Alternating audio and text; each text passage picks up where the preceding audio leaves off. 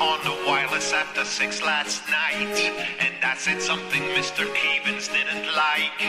He cut me off, but I might try again tonight. I asked him if the new call had a history. He started saying things that made no sense to me, and all I wanted was a bit of clarity. The phone went silent. Scoreboard, your program is shite. Super Scoreboard, your program is shite. Mention Sevco, you depart. I tried again tonight, and all I had to know was Ali good enough, or did he have to go? You blew a gasket and he banned me from the show. I wasn't sorry. Super Scoreboard, your program is shite. Super Scoreboard, your program is shite. In my house and in my car, I find the panel's views bizarre.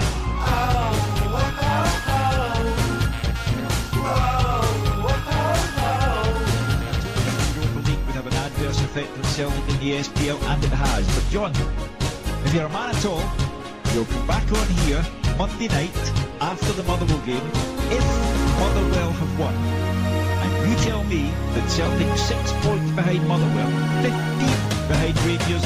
You come back then and tell me that Celtic will win this. Super Scoreboard, your program is shite. Super Scoreboard, your program is shite. Your verbal crap has got to go. Slow-witted men and holy joes. If you don't want the status quo, listen to Tommy in Glasgow's show.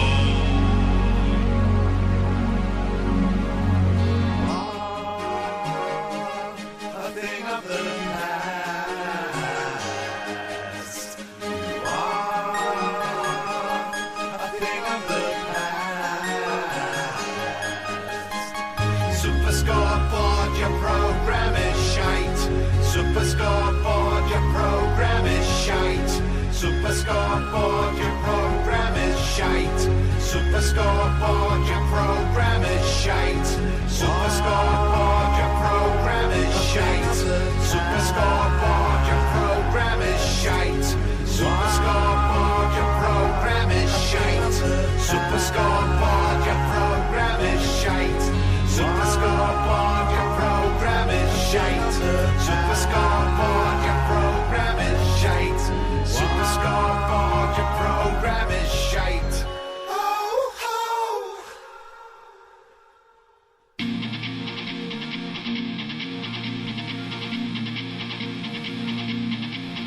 We could hardly help but notice we can hear you all the time.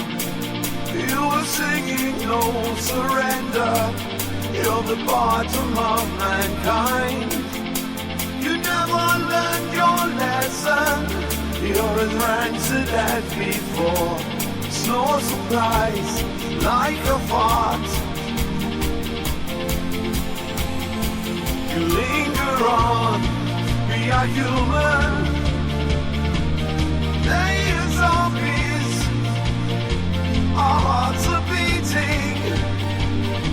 Their eyes are cold, and we watch their fears, looking for an answer. We are human, they are zombies.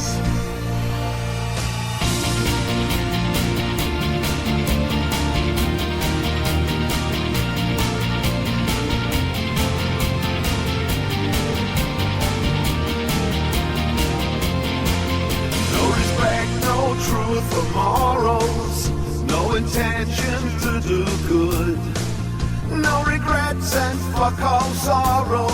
They conned as many as they could.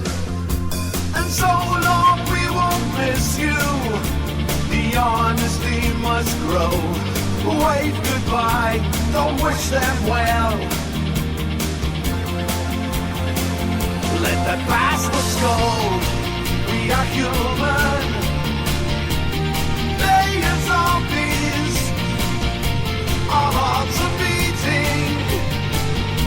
Their eyes are cold. And we watch them these looking for an answer. We are human. They are zombies. And when you think of Murray Shite, then he brought in Craigie White. Then with Duff and Phelps deceiving, Johnny Green had you believing. We are human. They are zombies. Our hearts are beating. Their eyes are stone cold. Blot and Jab are looking for an answer. Slug. You gotta let them know we are human. They are zombies. Our hearts are beating. Their eyes are cold. And we watch the beat looking for an answer. We are human. They are chances.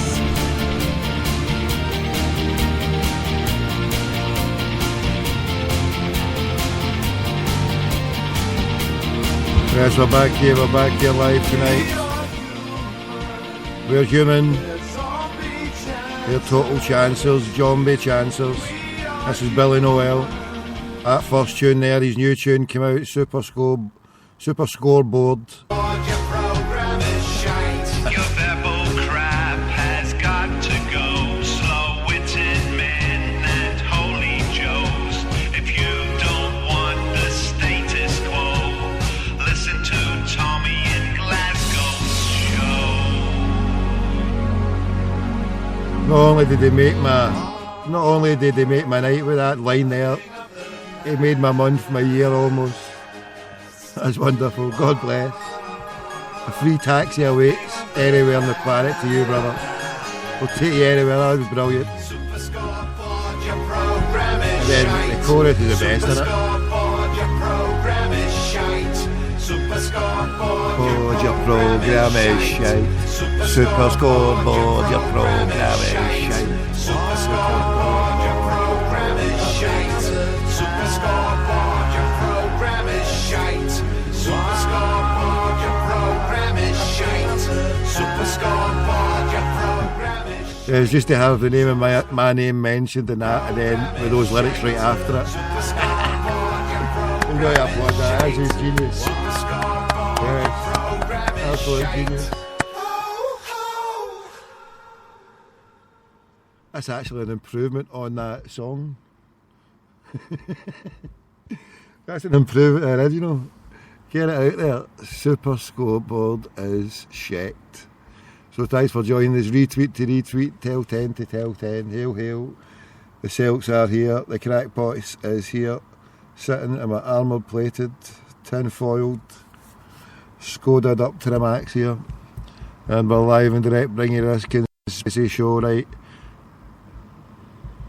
We're going for the biggest, maddest conspiracy trumpet in the planet. Before we get him on, I think we've got time. We have time here. Right, we're going to get somebody else on. We have time. This guy might be on the way to work.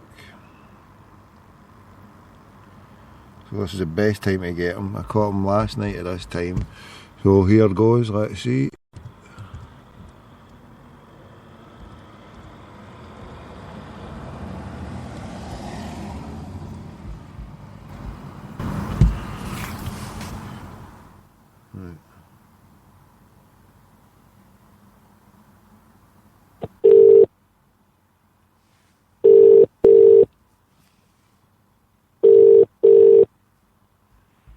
Hello? Michael Graham, Yeah. talk sport presenter. You're through to a crackpot. What's happening? No, that's not the same one. You've rung me at the fucking same time again. I know, what's the problem about that? Listen to the I'm language. going to work. I've been fucking here all day. I'm going out to You work. don't work. You just sit about talking a lot of shit. Yeah, well, I call it work. Yeah, I get fucking taxed, thanks very much. You know, if it's not Do work, you? I come on paying fucking tax. I thought you had the same accountant as David Murray, Paul Baxendale Walker. Yeah, I fucking wish. I mean, I don't pay as much tax probably as you do, obviously, but I mean, you know, I still have to pay it. What do you mean? The King's shilling and all that. I'm the penniless billionaire. I'm the penniless billionaire. I've not got a pot to piss in. I'm going Cash from bush only. to bush. I'm going from bush to bush. I'm in hiding for these crackpots. I know you are, but you know, you're not that much in hiding, are you? Since you're doing a fucking radio show every night. Well, that's all I can do. That's all I can do. I can't go and pick people up in Glasgow anymore. Can you not? Well, I can't come down to England anyway. So is it roasting down there, aye? Oh, fucking hell, yeah. It's about 30 fucking degrees today. Unbelievable. So you getting Absolutely a taxi to fucking work? horrendous. Are you walking it, or how you getting I to am, work? yeah, I'm getting a taxi to work. Yeah, it takes. Well, there's one local taxi company here, and you know they've got some good drivers and some bad drivers. So I have to try and figure out if they're going to be 10 minutes late or fucking 10 minutes early. But they're supposed to be coming in 5 minutes. I should come down to London. There you go. I've got a regular fare. Just sit about. Well, you I'll get sit and do 15. my You show. get 15 quid. You get 15 quid a night for 4 nights from me. There and back. Is it 15 quid each way? No, I come back on the tube. Oh, that's shocking. Fuck, I was going to sit Why? and wait for you for another 15. Yeah, well, you know, I get a cab when it's raining. But listen, I've got to run out the door. Call me on like Monday night, but like early in the evening, like 7 or something. I'm going to have a proper away chat. you go. Right, bolt your I rocket. can't, yeah, because I've got to interview. So tell me, is the something about, radio open? Is Radio Talk Sport opened for calls? Can you officially Well, we're claim taking that calls as well? again. I don't know whether they'll let you on, but we're taking calls again. Yeah. We'll see. Don't worry, I'll Yeah. sort that. Right, bolt your rocket. Taxi for All a right, fanny. Yeah, see you later. Taxi for a fanny. Bolt. Right, Michael Graham off to work there. Mikey Graham. Right, we'll get the real star of the show. I was going to get a conspiracy theory out of him, but he's too much in a rush. Work? How can you call sitting talking to people all night work? This is what I've retired to. I retired at 41. I've found my calling in life sitting in a tin-foiled armour-plated Skoda. Yes, indeed. Who needs... Here, I've not spoke to this crackpot in a while. We'll give him a surprise call. Oh, that's too many numbers there. How did I get his number in there?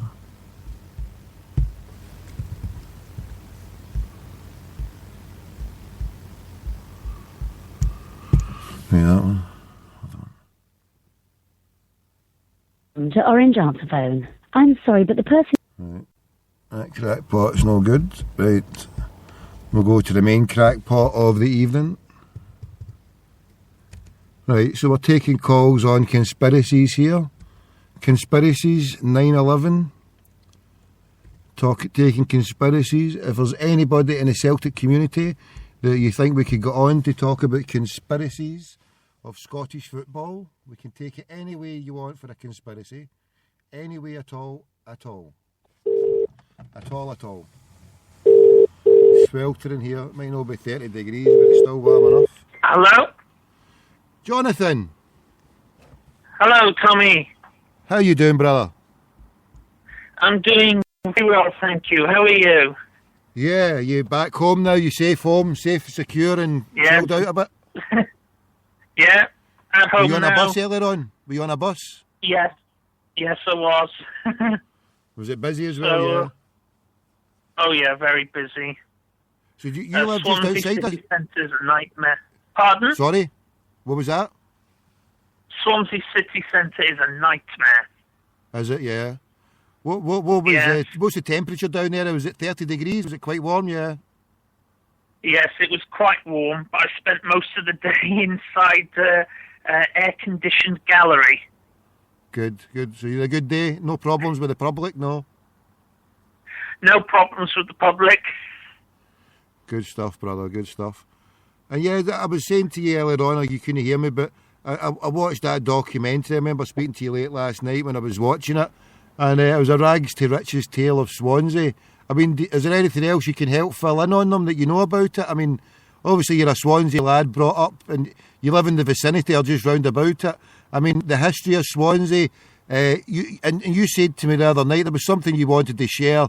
You were looking, I was doing a show at the time, but I wasn't. You wanted to share a premonition that you had actually, because Swansea are going into Europe for the first time in 20 odd years, I think, isn't it? Yes, near enough 20 odd years. And you've had a premonition about the old Swansea that was on the TV last night. What was that premonition, Jonathan, if you don't mind me asking? I had a premonition that Swansea would play Celtic in the round of 16 in this season's Europa League. Oof, as far as that? Can you tell us? Yes. Will Celtic drop down from the Champions League? Will we get a run in the Champions League? Can you foresee that far? We'll be getting the jelly and ice cream out on what you say here. If you say, because you sound like that Stephen or Paul, the Oracle Fish or whatever he was called for Germany. So tell me, Jonathan, tell us, are we in the Champions League? Is that what you're saying, brother? Well, I think one of two things will happen. I think Celtic get into the Champions League and then finish third in the group and then get entered into the round of 32 in the Europa League. Or if Celtic lose this game, second leg on the artificial pitch, they'll be entered into the Europa League second qualifying round, or whatever it's called, and then progress through the Europa League group stage, and the two teams will meet in the round of 16. I personally believe that a team that beat Barcelona last year and went so close to beating them at the Nou Camp will get through to the Champions League group stage. You think Celtic will? Yes. Yes, I'm 60% certain. Applause for getting in there. Brilliant, beautiful Champions League. And do you know that the tune? I did tell you yesterday when it was 0-0 that Celtic would win, and they did win. You did. Your line's bad, Jonathan. I'll phone you back, get to a better line. Can you get better? I think this is a better signal, is it? I'll phone back. Hold on. I was good at the start. Right, what is his line like? What has he got down there? What is getting down, Jonathan? Come on.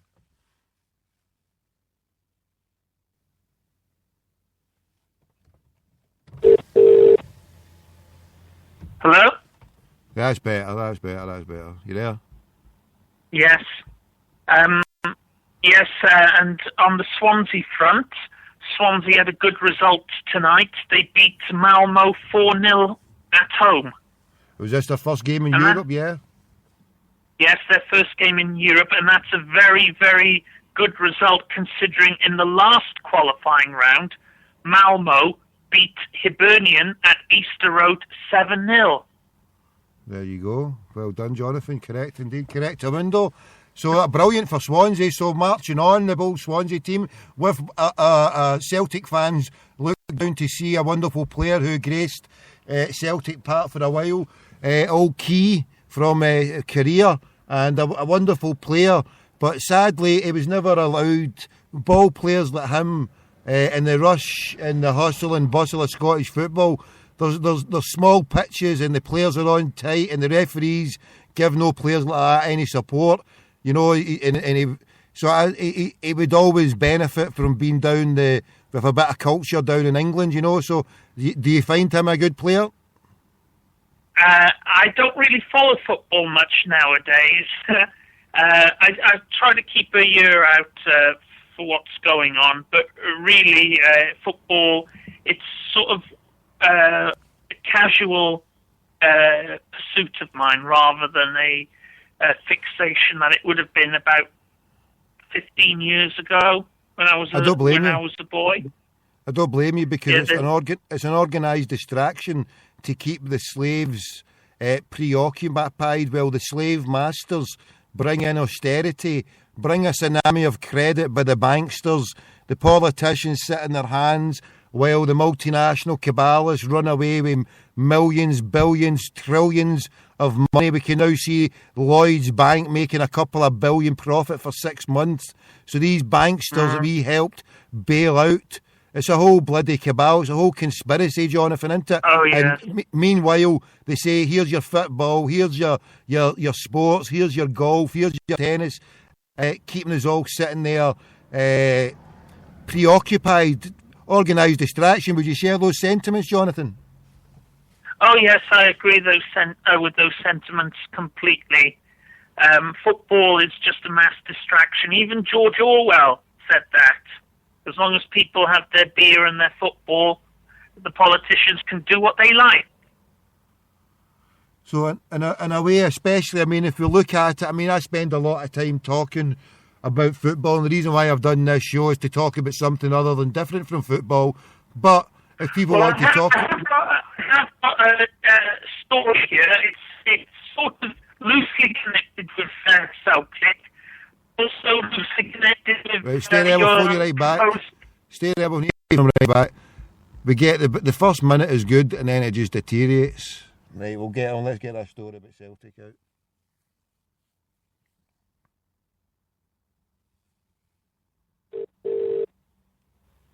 Hello? Right, fire away, Jonathan. Are you near a window? Okay.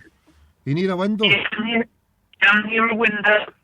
Right, on you Yeah, go. well, as many of you Celtic fans know, in the early 1950s, Celtic signed a player from Llanelli Town Football Club by the name of Jock Stein. Jonathan, this is beautiful stuff, but your line is absolutely cack. Is there nothing else that can be done there? Have you not got a landline? You not got a landline there, Jonathan? No. No, I don't have a landline, but I'll see what the signal is. But Stein was a journeyman playing in the Welsh Football League. Hold on, Jonathan, that is not good. Right. He's right, yes, indeed.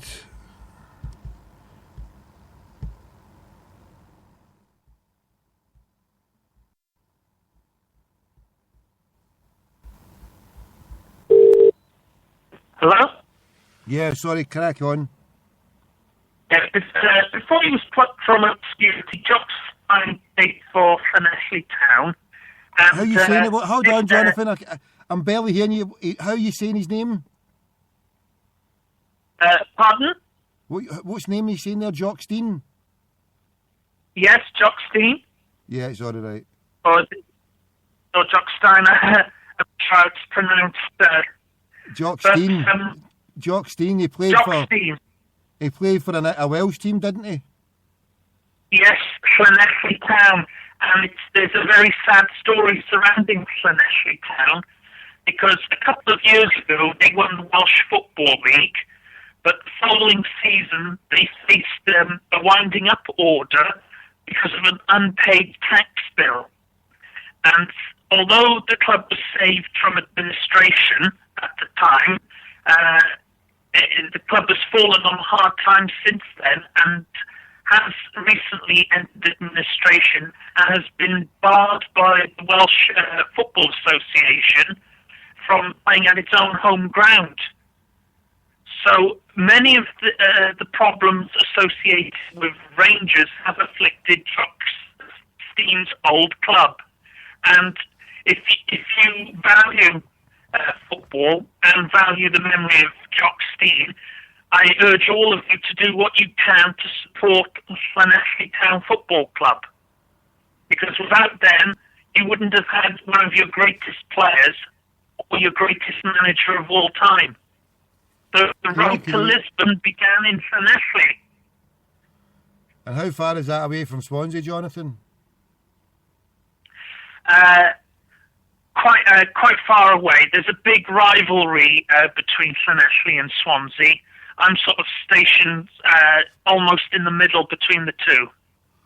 That's interesting. So if we get a trip down to Swansea then to check out Llanelli, the place where it began for Jock Stein, where the football path to greatness, like you say, where it led from Llanelli and then he found his way up to play in Scotland, and then manager of Dunfermline, and then of Celtic, and then on to Lisbon, and that been out. And let's not forget the story of Jock Stein tragically ended in Wales as well during that final World Cup qualifier in Cardiff. Indeed, and quite possibly, depending on how it falls or how it goes. I mean, just for an example, we Celtic fans, we're desperate for the Champions League, so we wouldn't want it. But suppose we only managed the Europa, and something happened to the strangers, like they managed to get drawn with Swansea. They would call it a battle of the Celts instead of the Battle of Britain. It'll be a battle of Celts, and it'll be like you say, and it could be around about the time, because Jock Stein sadly died on September the 10th, 1985. This will be 29 years since he passed away. There's a wonderful statue of Jock outside Celtic Park with the old big ears, the trophy that they won in Lisbon. So yeah, you're right. He died in Lisbon. He died in Wales, and his football career began in Llanelli. So that would be something of a kind of somewhat of a pilgrimage to go down there and pay respects. At the Cardiff ground, because Celtic have never been down there. I don't know. Have they played in Cardiff? Whatever. I don't know. But I can certainly remember the night when he died. And I believe the ground where he died, Union Park, was closed a few years ago and replaced with the City of Cardiff Stadium. Right, so it's closed. Is there anything there in any parking anymore? Is it shops, or is it what have done with it?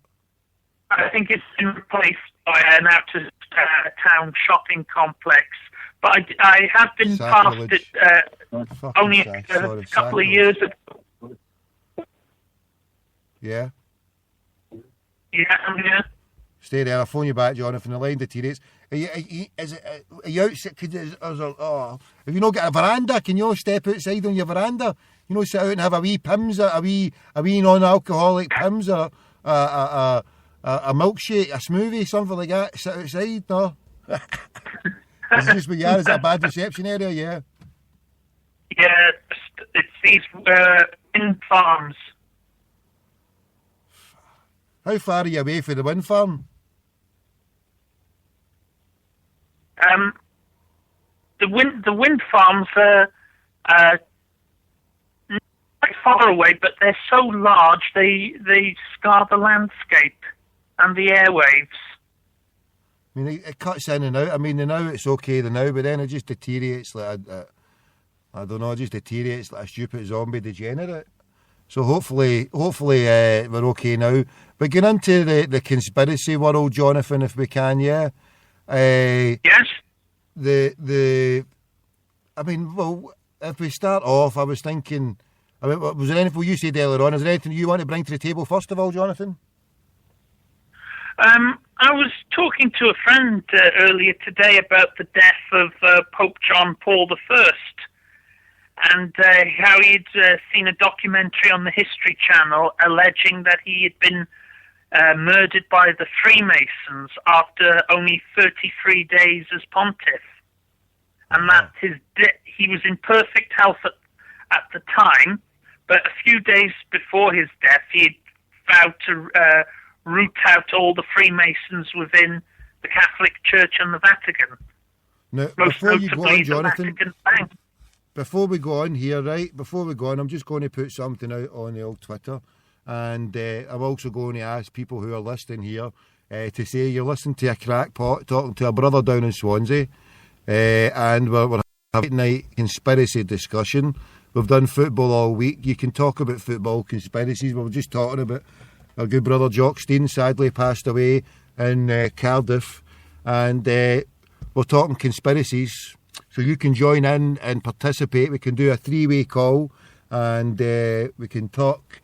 Jonathan, we can talk. He's a resident conspiracy theorist, crackpot extraordinaire, a true friend of the show with just as many wonderful theories on life as myself. So, Jonathan, hit me with it. What's your reckoning on that then? Why was he killed? Why was he killed? Was Was it a banking cabal that killed him? Is that what you're saying? Is that what you're suggesting? I don't know much about his death, only that it's covered in controversy. But this friend of mine mentioned was killed after only 33 days in office.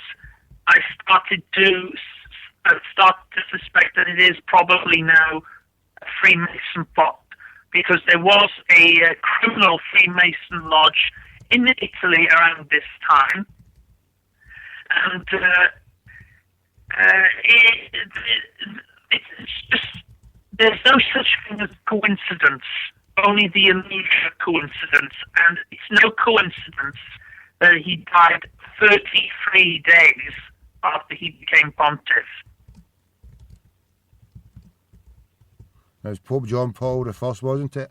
So, and the whole thing with they called it God's banker, where it was Roberto Calvi was found under Blackfriars Bridge as well. You know about that stuff? I mean, that was round about that time as well. Are you saying that something like this could be connected even, Jonathan? Oh, definitely. The Pope was a reformer, and the establishment within the Vatican weren't happy with that, so they got rid of him and replaced him with Pope John Paul II, who was a reliable anti-communist figurehead of international standing, who could be relied upon to not shake the boat. Uh-huh. So, I don't know much about, other than that, about Pope John Paul I's death. And I've got to be honest with you, I hear a lot of conspiracy theories all the time, and some of them are so outlandish that it takes a lot to convince me that there's some truth in them. Because you have to be able to discern between what is true and what is false. And there are a lot of conspiracy theories out there that are, I wouldn't say false, but so outrageous that where's the proof?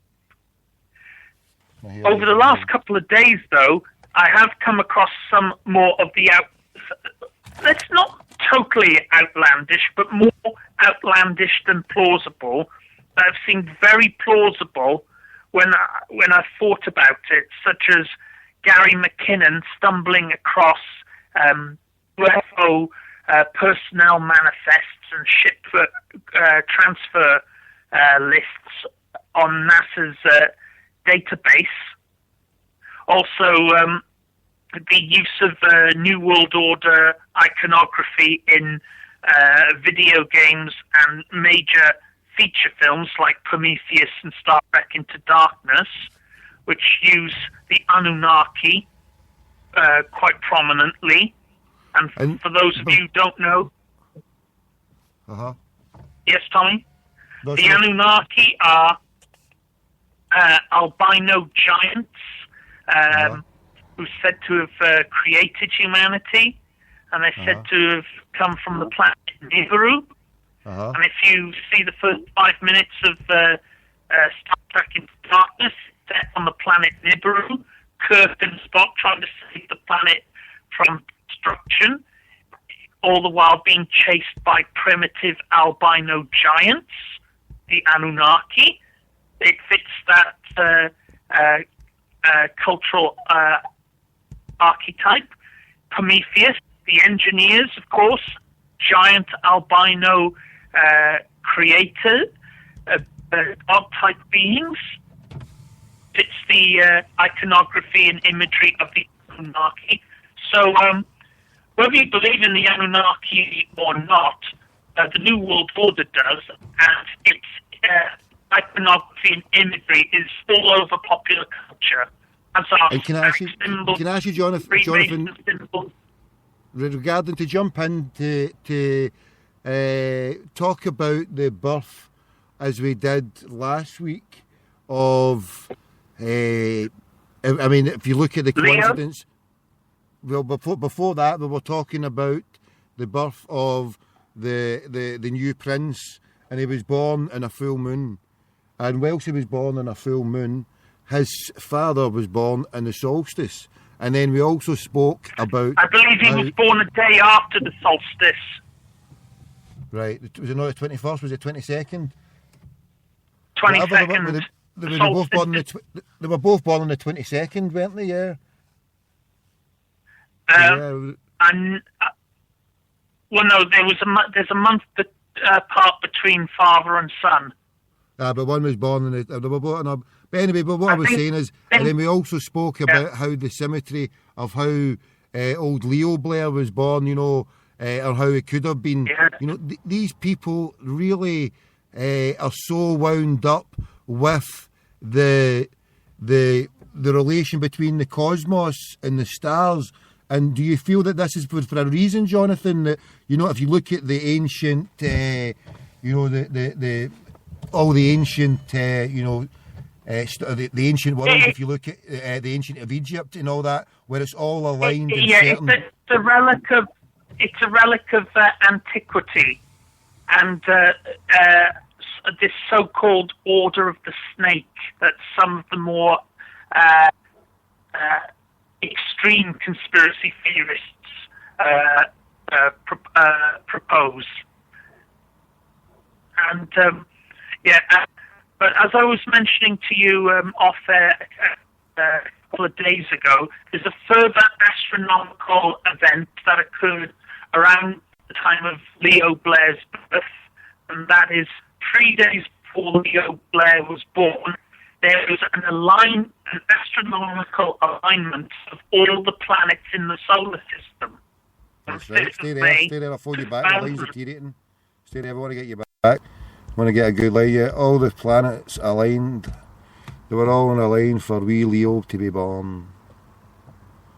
Say that. We'll get the Bulging back for Swansea.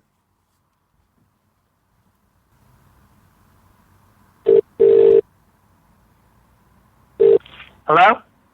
Yeah, on you go, Jonathan. Yes, and that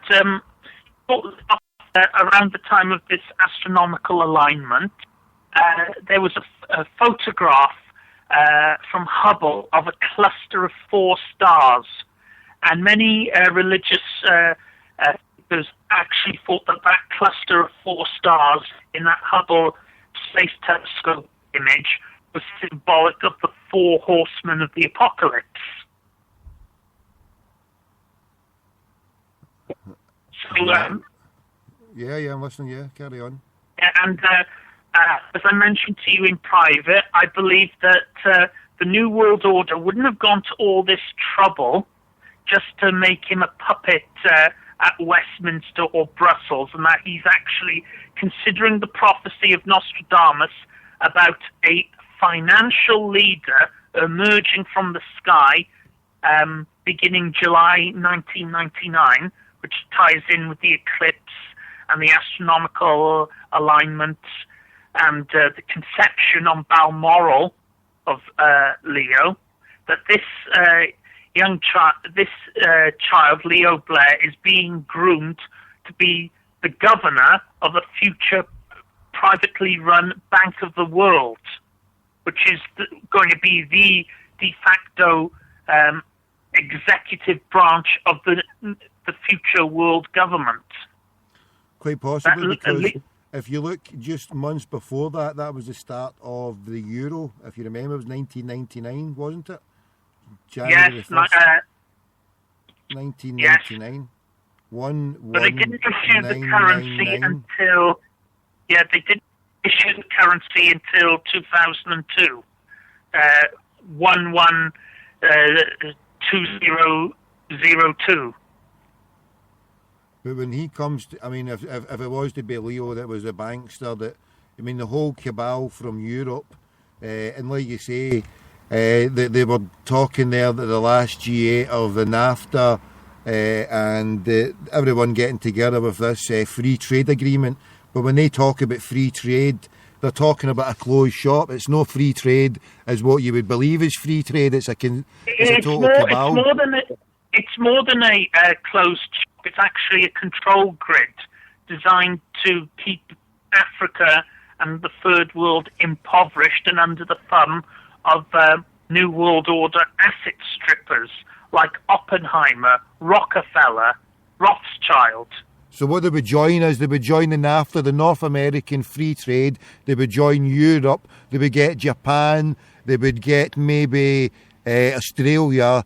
Don't be thinking about Brazil, because they could crush Brazil like a fly, you know, just the same way as they crushed Argentina over a period of time. So, and if India, you know, if any of these young upstarts at any point their economy can be turned upside down. Look what happened to Japan. It was a thriving economy up to about 20 odd years ago, and then it's been just bouncing along at the bottom, and that is the path that they've taken our economy to where we're just going to end up. It's now been 6 years of this, and there's no end to us bouncing along right along at the bottom. It's going to continue and keep going on and on. If you just have to see how, as in Japan, how the recession can be.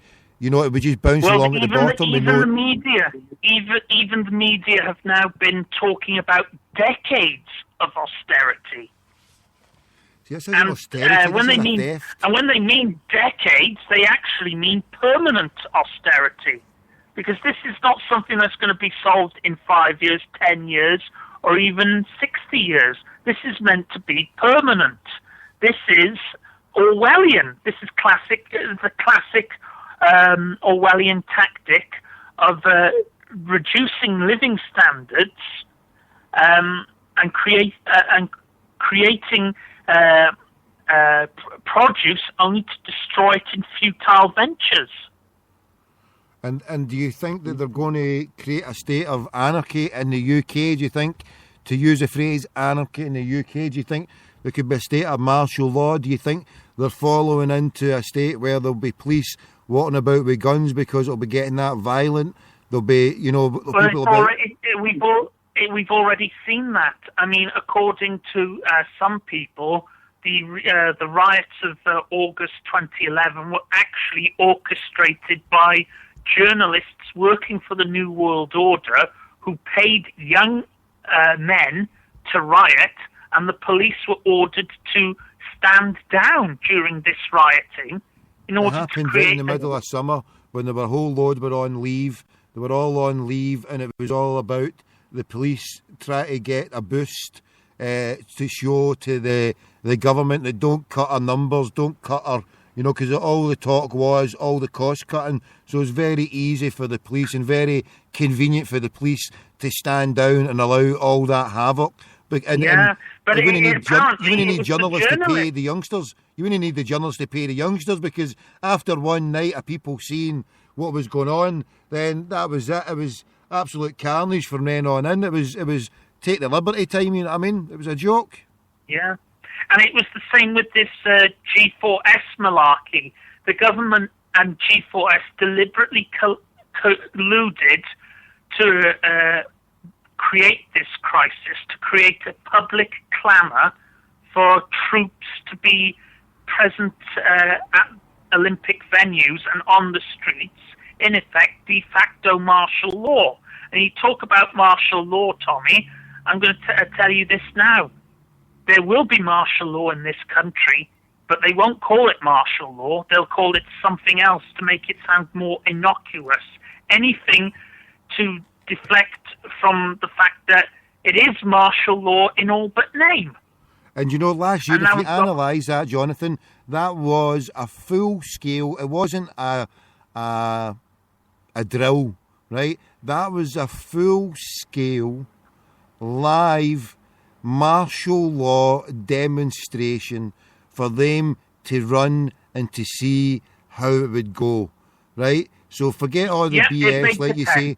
Forget all the stuff about all the stuff, to put the soldiers there, to have it the way it was in the place, and then the way they probably turned the whole of London into a military control grid, all that stuff about terrorism and all that jazz. Because remember, the day before, well, the day after it was announced, then you had that stuff in London. So it was always going to be a case that was going to be the excuse, because what happened just 7 years previously. And then if you look the actual symbol, and look at the two signs, right? Two signs, right?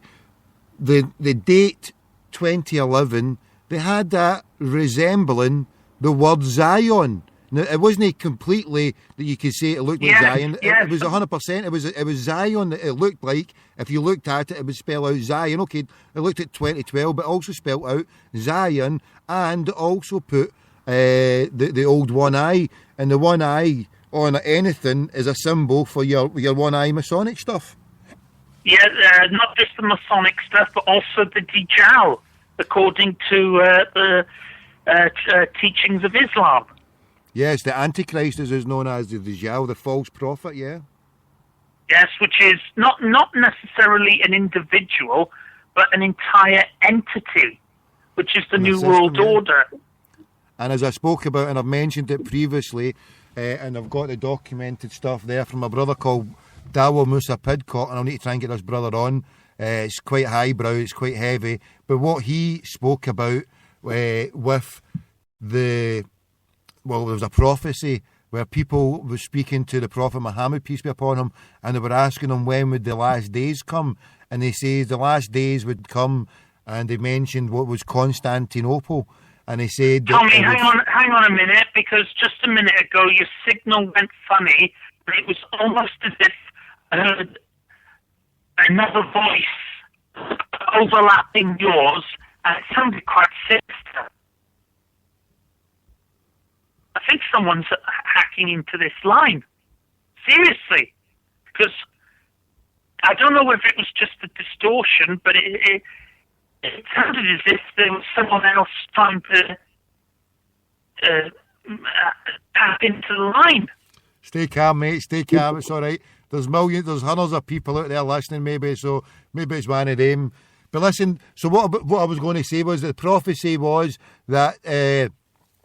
this land, Constantinople, then there was a Young Turk revolution, and it was prophesied that after 6 years after the revolution, as it would happen, it prophesied at the fall of that land, and it happened, and a great war would happen within 6 years, and then the rise of the Dajjal, so the time period, and then that would rise for 100 years, and the culmination, right?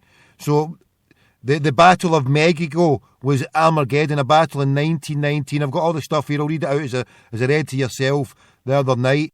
But the way it ties in, right, it's quite frightening, really, when you get to this part where the 100-year rule of the Dajjal. So the Prophet Muhammad, peace be upon him, stated that at the end of time, his companions asked him, when would the end days come? He says the end days would not come until the fall of, and he mentioned the land half in the sea and half in the land constant, and they believe it to be Constantinople. And 6 years after that, where there would be a revolution in that land, there would be what they would call a Great War. And what do they call it? They call it a Great War. Britain, France, they call it the Great War. And then what happened with one year, verily, he proclaimed the Dajjal shall rise, and the system of the Freemasonic Dajjal, the one-eye system, would have a 100-year rule.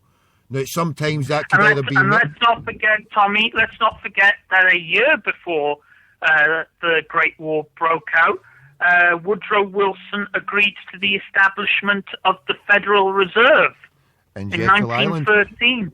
In December, yes, rushed it through. Yes, that anniversary's coming up, the 100th anniversary.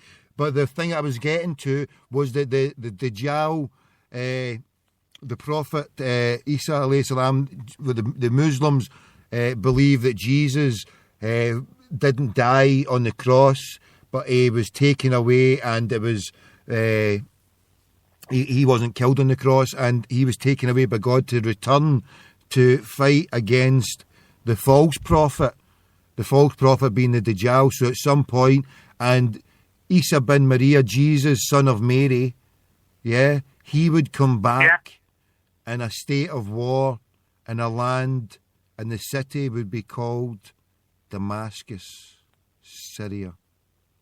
Have you seen a picture of Homs recently? This place is absolutely total. Unfortunately. Oh, you don't want to see it. But if you want to have information on what's actually going on in Syria on Twitter, Facebook, and YouTube. You should register with a user called Syrian Girl Partisan. Have you heard of her? She's based in Australia.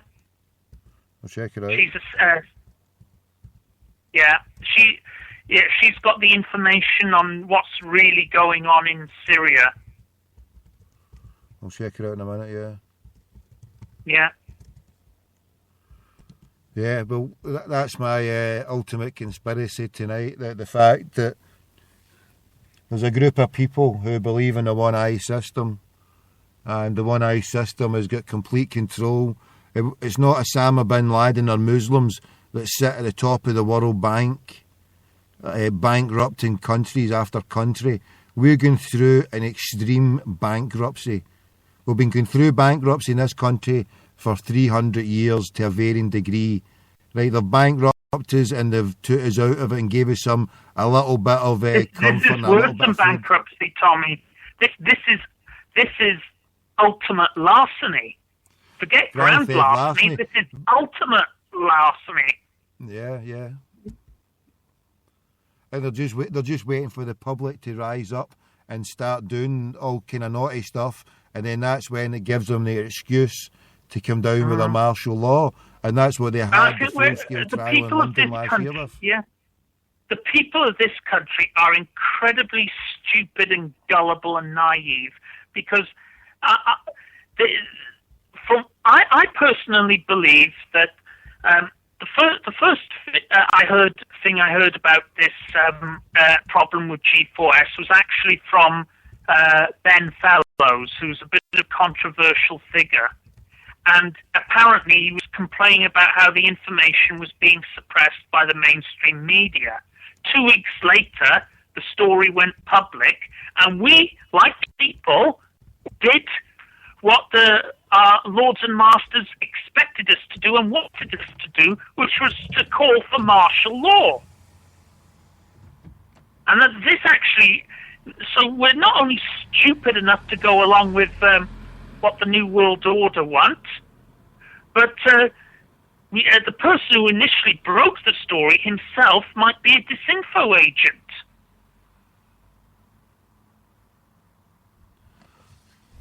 I'm just looking here. I'm sorry, I'm just looking at... sorry, I was just looking at something on the internet here, mate. What was the name of that Syrian girl you said there? What was the name, sorry? Syrian Girl Partisan.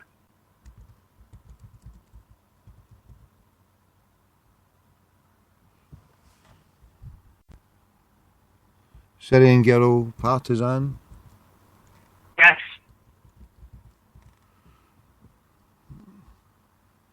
Let's see. Hold on, I think I'm getting it now. What's she saying then, Jonathan?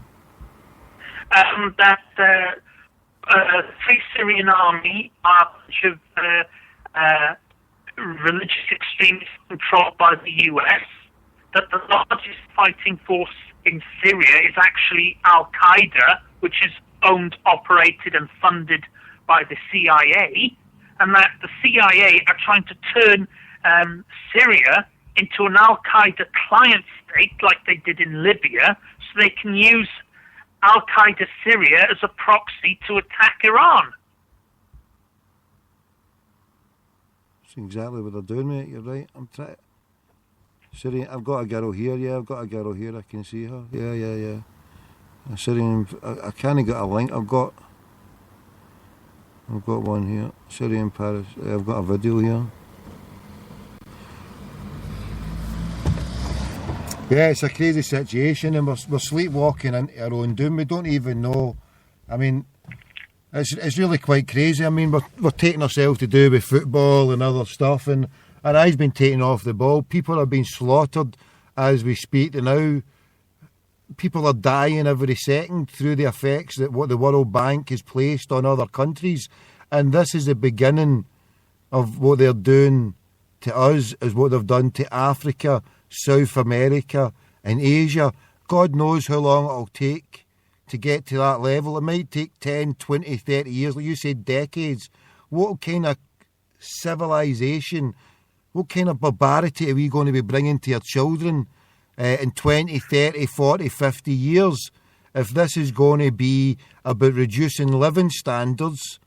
People are dying at extraordinary rates because of the terrible winter. They couldn't afford to put the heat on. Well, fat cap multinational conglomerates, like, I don't know, even foreign companies who come in and own gas companies now walk away with billions of pounds when the ordinary people are dying because they can't heat themselves. It doesn't just stop with them. I mean, this week it came out that at a drinks reception at a Grace and Favour home, Nick Clegg refused to pay his bar tab and is charging it on expenses to the taxpayer. So he got legless at our expense. It's a joke. It's a whole bloody joke. A whole absolute joke. That's one of the things that with my video that I'm going to be doing for part of it is to get down to Parliament, get into Parliament, get in about it there. While they're standing there with their... for that day we'll have to take off our onesies and get with the programme and dress a bit smart and get with it and try and get mingled in with the Westminster clique, just to stand there with a camera, you know, as they stand there with Sky, we'll say yes, we're the Crackpot, we're the CBC, Crackpot Broadcasting Corporation. Well, November the 5th would be the best day to do that, because I think... I'm not going anywhere near down there in November the 5th, you're having a giraffe. You're tempting fate here, what you try to do to me. Don't be mentioning that here. But anyway, they're the biggest leeches. They're the biggest leeches in society, these politicians, and they have no real power. They're just phony. It's just, I mean, it's all a charade. The fact that I was listening to Neil Kinnock, right, just on the radio there, talking on Radio 4. I heard that as well. And did you hear him taking that English? Did you hear him do his patronising Scouse accent, the dirty scumbag? Yes, I did. But what's more interesting is what he didn't mention, such as the fact that he got Mattia Atterson fired from her job because she exposed corruption and mismanagement in his department when he was an EU commissioner. He didn't also mention the fact that he has a peerage in the House of Lords, as does his wife, that his son worked for the British Council in Russia, and that his daughter-in-law is the Prime Minister of Denmark. The Kinnocks are an international global crime family working for the New World Order, and it was Neil Kinnock who groomed Tony Blair to be the future leader of the Labour Party. So a lot of the problems in this country are down to Neil Kinnock. And quite possibly, I mean, the stuff he spoke about the general strike and how the Scousers, I mean, that bit when he did that accent, and then he said how they were meeting, and he said, quite frankly, you'll get more chance of me going down Lime Street on a rhinoceros, right, than getting them to call out a general strike. And all the Scousers wanted to do was get him to call out, and which it could have been done, but he didn't want to do it because he was just a patsy to ensure the neoliberal con, or the new liberal, or the new con. I mean, the con, liberal, dem, they're all just it's all a facade, you know. You can see quite clearly with the way the liberals and conservatives have meshed together. It's all corporatism. It's all corporatism. But I tell you now, Tommy, if this country ever did rise up against the elite, we would make a hash of it, because we would march on Downing Street and Parliament instead of where the real power lies, the City of London, the Bank of England, the royal residences. That's where the power lies. It doesn't lie in Parliament. It doesn't lie in Downing Street. It lies in the City of London. That's why it was brilliant that the Occupy took to where they did, right? But do you know that they have got sitting right next to that guy who wears a wig in the Parliament, the leader, the Speaker of the Houses of Parliament, right next to them, they've got a representative from the City of London Corporation. The reminder. And nothing gets done or passed without them. And then, I mean, it's a whole cabal. It's just like what they've got in Washington, D.C., District of Columbia, and then similar to what they've got in the Vatican, where they've got the square miles in these areas. These are republics. Tommy. Yeah. And the sad thing is, Tommy, even the Occupy movement was infiltrated by George Soros, Common Purpose, and their cronies. I saw some of these. They said they had no leader, but there was clearly a standing committee, and they were just the same old disinfo agents and shills that hijack every single grassroots movement so that the elite can control and manipulate it. And when I saw that, I knew that the Occupy movement was doomed, because the Occupy movement had been hijacked. Similar to the Bilderberg Fringe. Apparently one of the organisers of Occupy in London and the Bank of Ideas, I think it was the number 2 organiser, is a graduate of Common Purpose. I think her name is Eleanor. Yeah, no Eleanor O'Neill, no. Eleanor O'Neill being the secretary for Peter Lawwell. Her surname.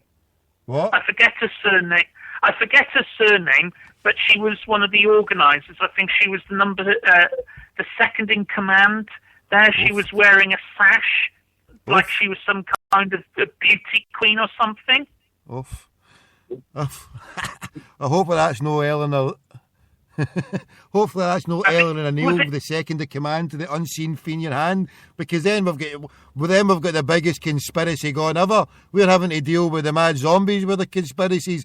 But if the lassie's called Eleanor O'Neill, I think the name was Eleanor Wilson. I'm not quite sure. But the organizer, the head one, I think is pretty clean, because there was controversy surrounding her boyfriend recanting his belief in 9/11 being an inside job. And she gave him the boot and demonized him as a paedophile shortly afterwards. Whether it's true or not, I don't know. I hope he isn't a paedophile, but at the same time, a decent person wouldn't say that unless they those things about this individual, unless they believed that there was truth in it. So even the Bilderberg Fringe Festival, there's some dodgy characters and questionable ones that organised it, and they think that the Bilderberg Fringe was actually a cover for police to gather intel on all political dissidents and conspiracy theorists. And I caught a couple of police officers actually filming me, Alex Jones, and his entourage leaving the Grove. I've even got it on film. Not a very good film, but the police. I'm filming the police filming me as I'm leaving the Grove. Brilliant. Listen, Jonathan, we're going to take a wee break, but we're going to get you back on there. This is wonderful stuff. Anybody can come and interact. So you go and get yourself a mellow buzz. I'm going to get a wee drink of ginger here. So just chill out a bit and we'll get you back on, mate. Right, we'll get you back on very soon, yeah? Yeah, no problem. God bless, Jonathan. Too much of a good thing here. We can't get too much of a big thing. So we're talking here all things conspiracy. And there was a wonderful conspiracy that hit Scottish football recently. It was called Charlie Green. He was in and he was gone within a year. In, out, gone. Boom. Where's he gone? That's a conspiracy, that. Never did he put himself in front of anyone in the media. Not once did anyone ask him a questions of any substance. Talk Sport gave him a platform over and over again. I have got text confirmation here from Imran Ahmed saying he's too scared to do it with you. I was even offering to be a patsy for him, to allow him. I was actually allowing myself, because I could see, well, I don't want, if they're in here fleecing the zombies, there's no way I want to get in their way. I want to help them. I went into Ibrox to do it, to help facilitate it, and I've got all the messages there on text. And he just, I mean, he got answered a stream of kind of awkward questions by his friends in Sevcofant TV, right? So your Russell Grant fella, is it Russell Grant? Is that Russell Grant? I don't know who it is. Russell Grant. Some people would say it would be better with Russell Grant, so we'll go with Russell Grant. Russell Grant at STV and his mob of Sevcofant TV didn't allow anyone to ask him a decent question until it was time to go. And on that show, that interview he did, he wasn't steaming, but he was full of some intoxicant. He was full of some beta-blocking, chilled right out. He was sitting there and he was a mess. And his answers were a mess. And they asked him probing questions for the first time. And then lo and behold, his stuff with call him his Asian friend. And then Clyde released the No Surrender that they had sitting there for months. And then he's gone, boom, vamoose. And that's a conspiracy, that. How Chuckles never lasted a year. Right? And the other conspiracy is, he said that by the time Rangers get back to the top flight, it wouldn't be called the SPL. So we have to say that what Charlie said, and a lot of it, was just a big, fat, fecking conspiracy. So we have to get Billy Noel on here with Charlie Says. Charlie's sound bites make the fool the monkeys, pull them in and get the pennies back. Ticketers are hiding in the sidelines, waiting for their money, and they're still in Division 3. The Green Brigade are singing Zombie Nation, waving banners of zombies getting shot. Indignation caused a big sensation. The media went mental, but they're still in Division 3. Charlie had a think and he said he bought the history of Rangers. He knew there was a danger. It wouldn't go good if they really knew the truth. Alright, said Charlie, time to fight the bigots. Tell your lodge that Charlie's back in town. In Geneva, met some guys from FIFA. Had my orange top on. They looked at me, called security. I felt like a clown. Right, said Charlie, taking off his jacket. I'll pretend that I am one of them. Get some photos with a bunch of dough. He'd get it in the papers. Then I'll have a cup of tea. Now, said Charlie, get them all united. Then we'll take the money from the BAMs. Up step Bomber, be a man of honor. Let us see the deeds, man. And Charlie couldn't disagree. Charlie had a think and he said, Bomber, I got a box of Buckfast. If you don't get the fuck fast, I'm gonna give it all to Andy Gorham now. Bomber left, falling over Gorham. Charlie said, let's put this thing to bed. Fill the rucksack, we're getting all the bucks back. Ticketers are happy. In came White and Charlie said, alright, our work here is done.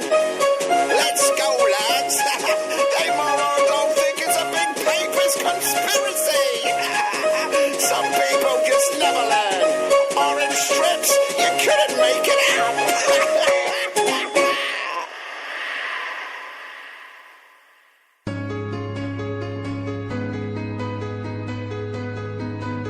This is just a wee reminder here. A wee reminder here They are dead, you are dead, zombies. Zombies, you are dead.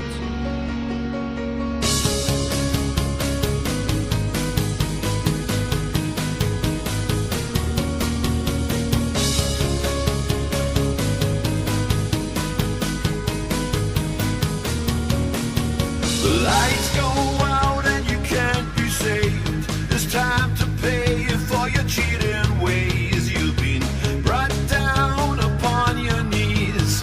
Oh, I beg, there's no guarantees. Singing, zombify the walking dead. You swallow up all the shit you're fed. And your trouble is you never learn. You fall for every trick they turn. Singing,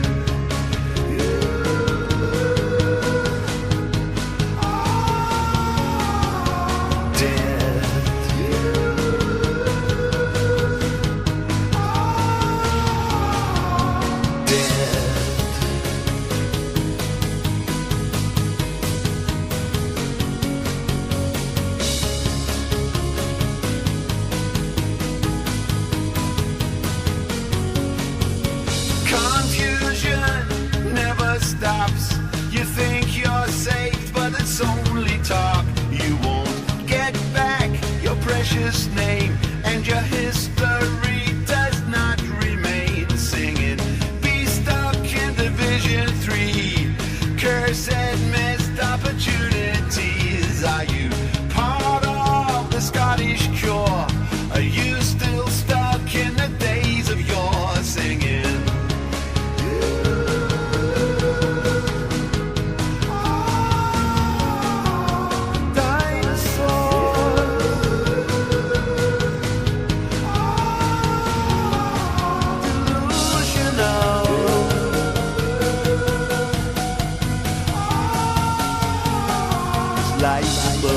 Hey, we're putting a call out to all the Celtic intelligentsia.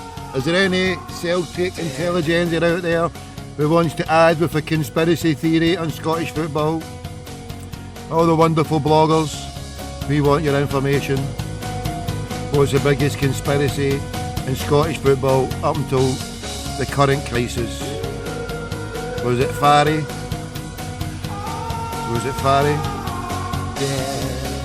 What was it? What was the biggest sporting conspiracy in Scottish football prior to the zombies? Come on, give us a call.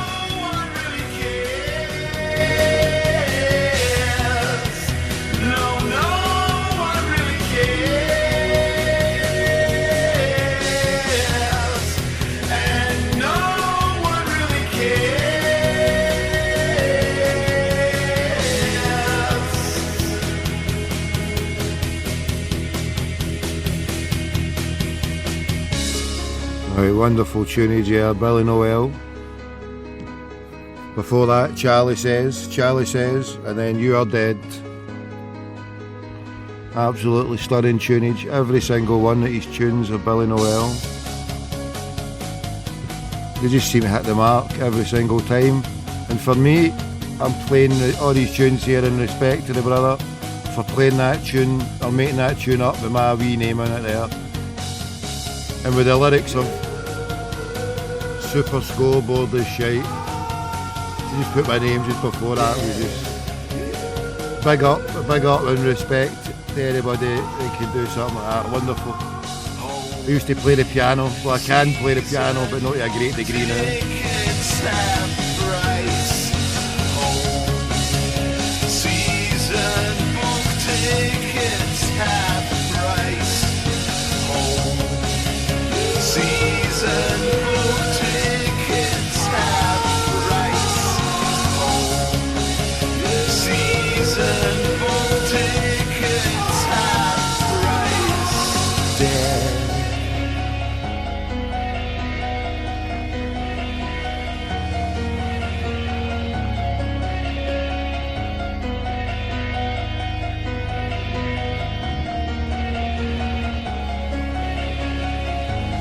Yes. So I was classically trained as a crackpot pianist. I love to play the wee rebel tunes. I remember my ma went over to Belfast at one time without me, and she came back with a Rebel tune book. The other night when I played the Soldier song, that came for that book. I learned it for that book. Some other wonderful Irish tunes as well. Right. So to produce wonderful music like that, I mean, my granddad, God rest him, my papa, he used to be able to hear a tune of music and just get to the keyboard, the piano, and just boom, boom, he could play it. He had a wonderful ear for music. And the bold Billy Noel's got a wonderful ear for music when he can put lyrics and twist them around into a tune. And obviously he's got the tune there and he's reproducing it all. Wonderful work. Super Scoreboard. Yeah, you can't help be bored with Super Scoreboard. Mark Guidi. I couldn't believe the bit I'd heard tonight. I couldn't believe it. I soon turned it on to Radio 4. But the bit I heard was a zombie. What was his name? Jimmy. And this was a response. I mean, Jimmy had said, "Oh, we're not liking it because we're not getting the same because it's they don't know if they don't get the same as us, then it's not right and that. You know, we're a bit miffed here because we're Rangers, you know. And if they don't get the same happen to them, then you know we're going to bring down the seat of government." And someone did say, I don't know who it was, it piped in. He says, "Look, it's something. It was added in because it was a whole bigger punishment because they never paid their tax. They withheld their tax. They withheld their PAYE to the tune of 9-10 million. And he's there claiming, oh, willfully withheld it, willfully. There's so many non-payments of tax and willful abuse that is beyond a joke. The reason why they got the year embargo is because they willfully never paid their PAYE to the tune of 10 million. They still no paid their wee tax bill. The big tax bill is still in dispute.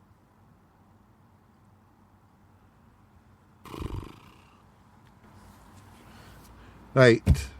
So is there any... What is going down out there? Does anybody want to phone me? Come on, don't be shy, give it a try. It's 01. Right, we'll give this number out in case there's any brain dead zombies. Slow of study and hard of thinking.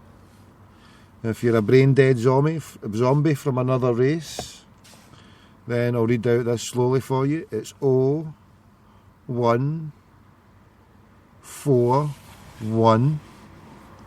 If Gordon wants LDL, that is the code of Glasgow 416. And then the lovely year of the birth of Scottish football's preeminent team, 1888. The Chinese do say that they're eights, they love their number eights, it's their lucky number. Certainly been a lucky number for us Celtic fans over the years. Some would say luck, I was fate. Fate to have all the wonderful success that we've had.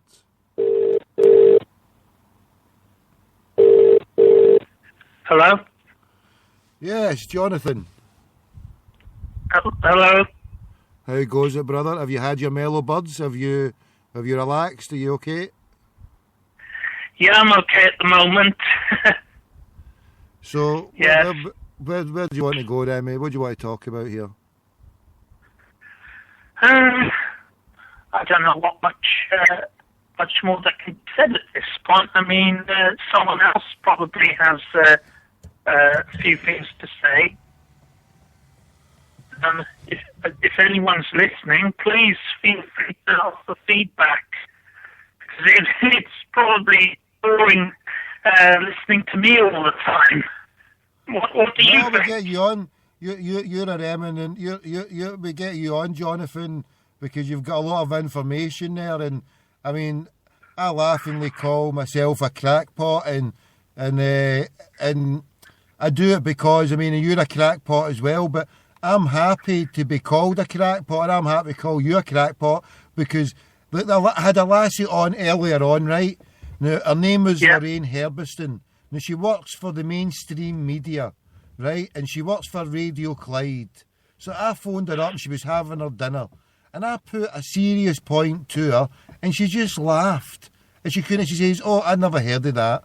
And then the next minute after, it says, oh, that's old news. So that gave the indication, well, she's obviously heard of it because it's old news. And she said that she gave us a blatant lie, and it was just the way she laughed it off. And these are serious allegations. I put serious allegations. And these people, right, so if you come with a serious question or point, they've only got a few options they can do. They can either laugh it off and hang up, and that's what she did eventually, or they can turn it around and say, oh, you're mad. And earlier on, hold on, Jonathan, earlier on, prior to that, right, in a previous show earlier on, this is my third show of the night, and then prior to that, I spoke to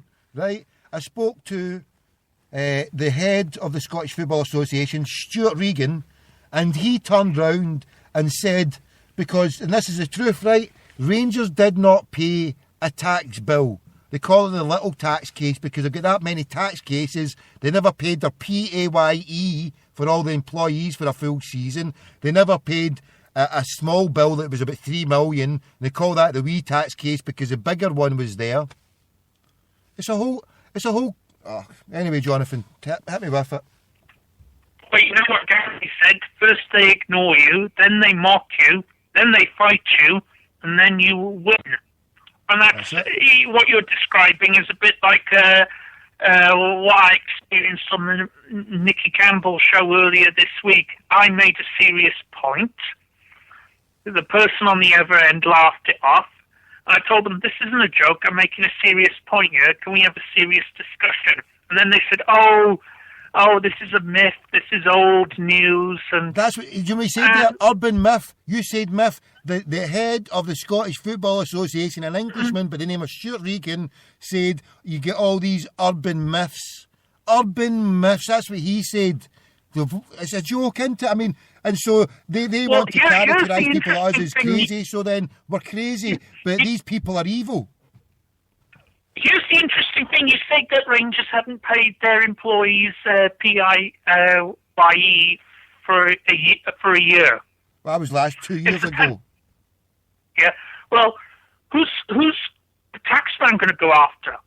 Is he going to go after Rangers? And if not Rangers, is he going to go after the poor unfortunate employees who thought that in good faith that Rangers would behave according to the spirit and the letter of the law? Well, they should be going after a person who I did a three-way call with. I did a three-way call with a PR spin doctor by the name of Jack Irvin and David Murray.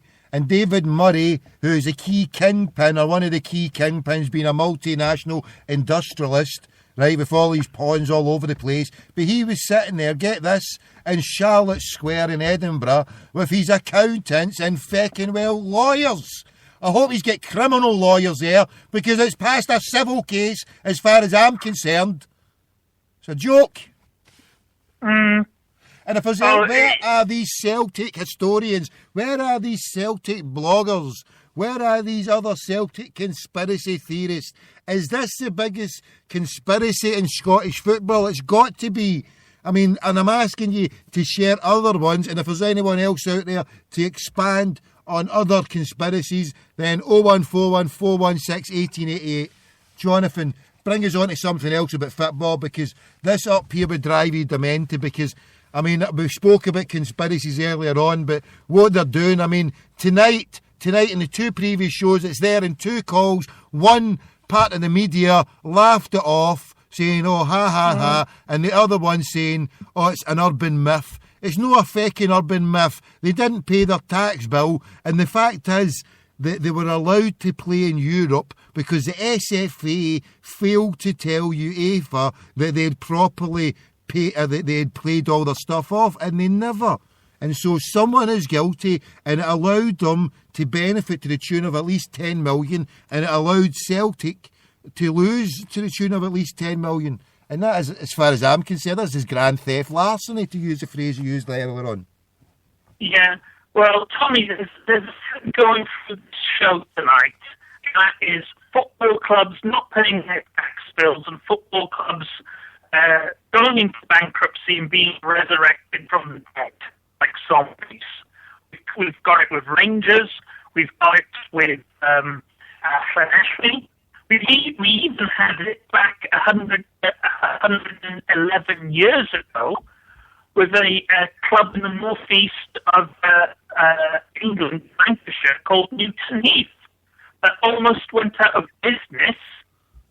And stay there, we'll phone you back. Get to a good position, Jonathan. Stay there, we need to phone you back. Line's degenerating. It's degenerating like a zombie monkey hanging for a tree, giving it Yaldane, talking about paedophilia. That's how degenerating that call was getting there. It was going down. You know where the zombies go. It just starts at one bit and it just goes down. I'm just saying, Jonathan, the line was deteriorating there. Like, when you talk or you encounter a zombie, you start talking about something and then it just goes down and down, and then before you know it, you start giving the old paedophilia line, you know, and that's the way the line just, it starts off a beautiful line. It's terrible to use that phrase the way I did, but that's the way any of the Celtic fans out there, they know any conversation you have is a zombie on Twitter. Before you know it, it didn't take too long to it gets to base level, and you just think, God, why didn't I just block them at the first blue picture of them sitting there and they're stupid, whatever, you know, you should have just blocked them instead of degenerating that way. And sadly, for some reason, our calls, I mean, it's wonderful stuff that we're talking about, but the quality of the hearing you, it goes, so we resurrected. But you're back, brother, so tell me, what were you saying there? Yeah, but in addition to Rangers and Llanelli with their financial and tax problems, there was a club in the northeast of Lancashire 111 years ago called Newton Heath, who were nicknamed the Railwaymen. They nearly went bankrupt, and they were saved by a consortium. This consortium wanted to rename to signify a fresh start. Stay there, mate. It's no good. Stay there. I'm going to get you back. Stay there. Keep talking. Hold on. We'll get you back. Right. Oh, come on, you. Let's get a better line here, Jonathan. What is going down?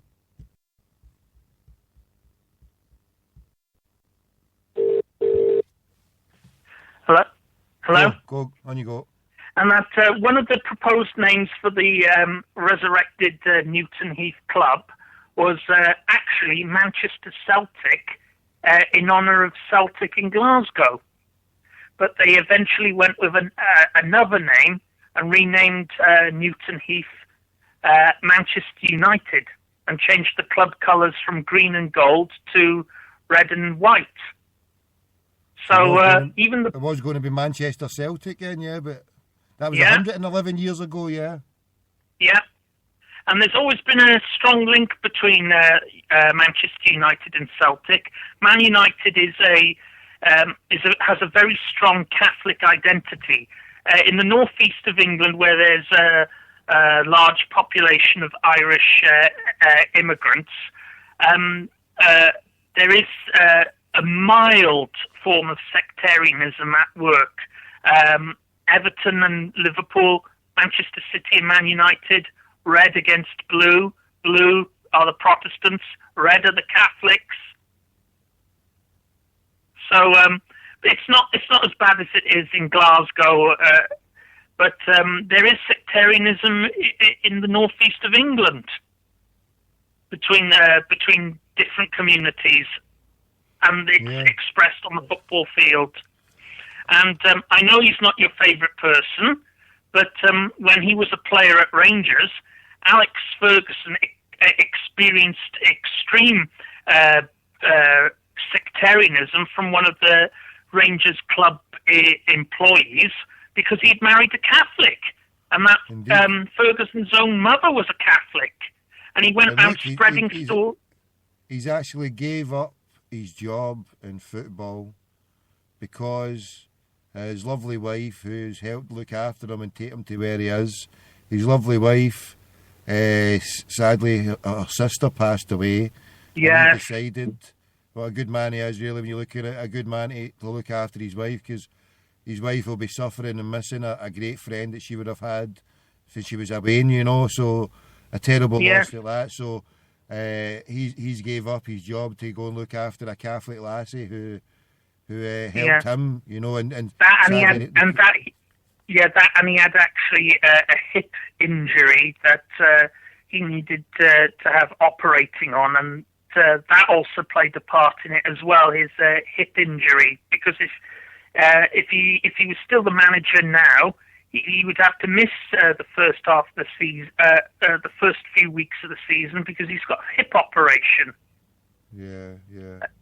At his age, I mean, he's served a fair innings, isn't it? I mean, and they've got a good successor in there.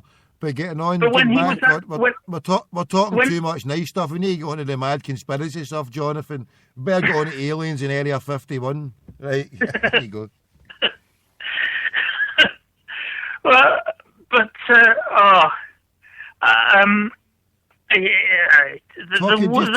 jump. So then you go. The world is just absolutely crazy. It's all over the place. We're paying attention to the wrong things and not paying attention to the right things. We've all been compartmentalized into little boxes to think certain ways, to behave in certain ways, to do things in a certain way. The way that our lords and masters want us to do things, not how we should be doing things. And Jonathan, I can sit in my house and not go near a TV. The TV's there for other people, my family, to watch. I wish they didn't, but anyway, c'est la vie.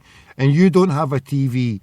And I do have a TV. It's just that I refuse to pay for a Digibox or Sky or a TV license, because there is nothing but utter rubbish propaganda. Reheated repeats. It's poor value for money. I just use the TV to watch DVDs, listen to CDs, play the odd video game now and then. But TV is an absolute rip-off these days. If I want to watch something, I do it on YouTube, because it's far more informative and educational and entertaining than the Idiot's Lantern. The Idiot's Lantern, that's the phrase I was going to get. They put a wee old boy that had sold the TV and the cable to, like, oh, I get free TVs. Like, son, I only put that Idiot's Lantern on when it's the news, and after that, I switch off, and he was on to buying and selling shares, that wee old boy. God love him. Wonder what happened to him. But I the Idiot's Lantern, and that's it. They just want us to dumbify and sit there and not have a thought or consideration. Well, since we started this show, I mean, God knows how many people die, but the estimate of 50,000 people a day through illnesses and diseases, and through warfare, malaria, and diseases that we can treat here.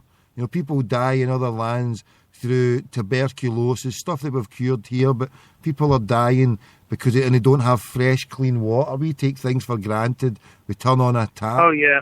You know, we turn on a tap. And you're not going to even be able to do that before long, because all the utility companies are about to introduce or have introduced standing charges, which is going to hit. It's actually going to penalise those who use those utilities least, and reward those who've used them most.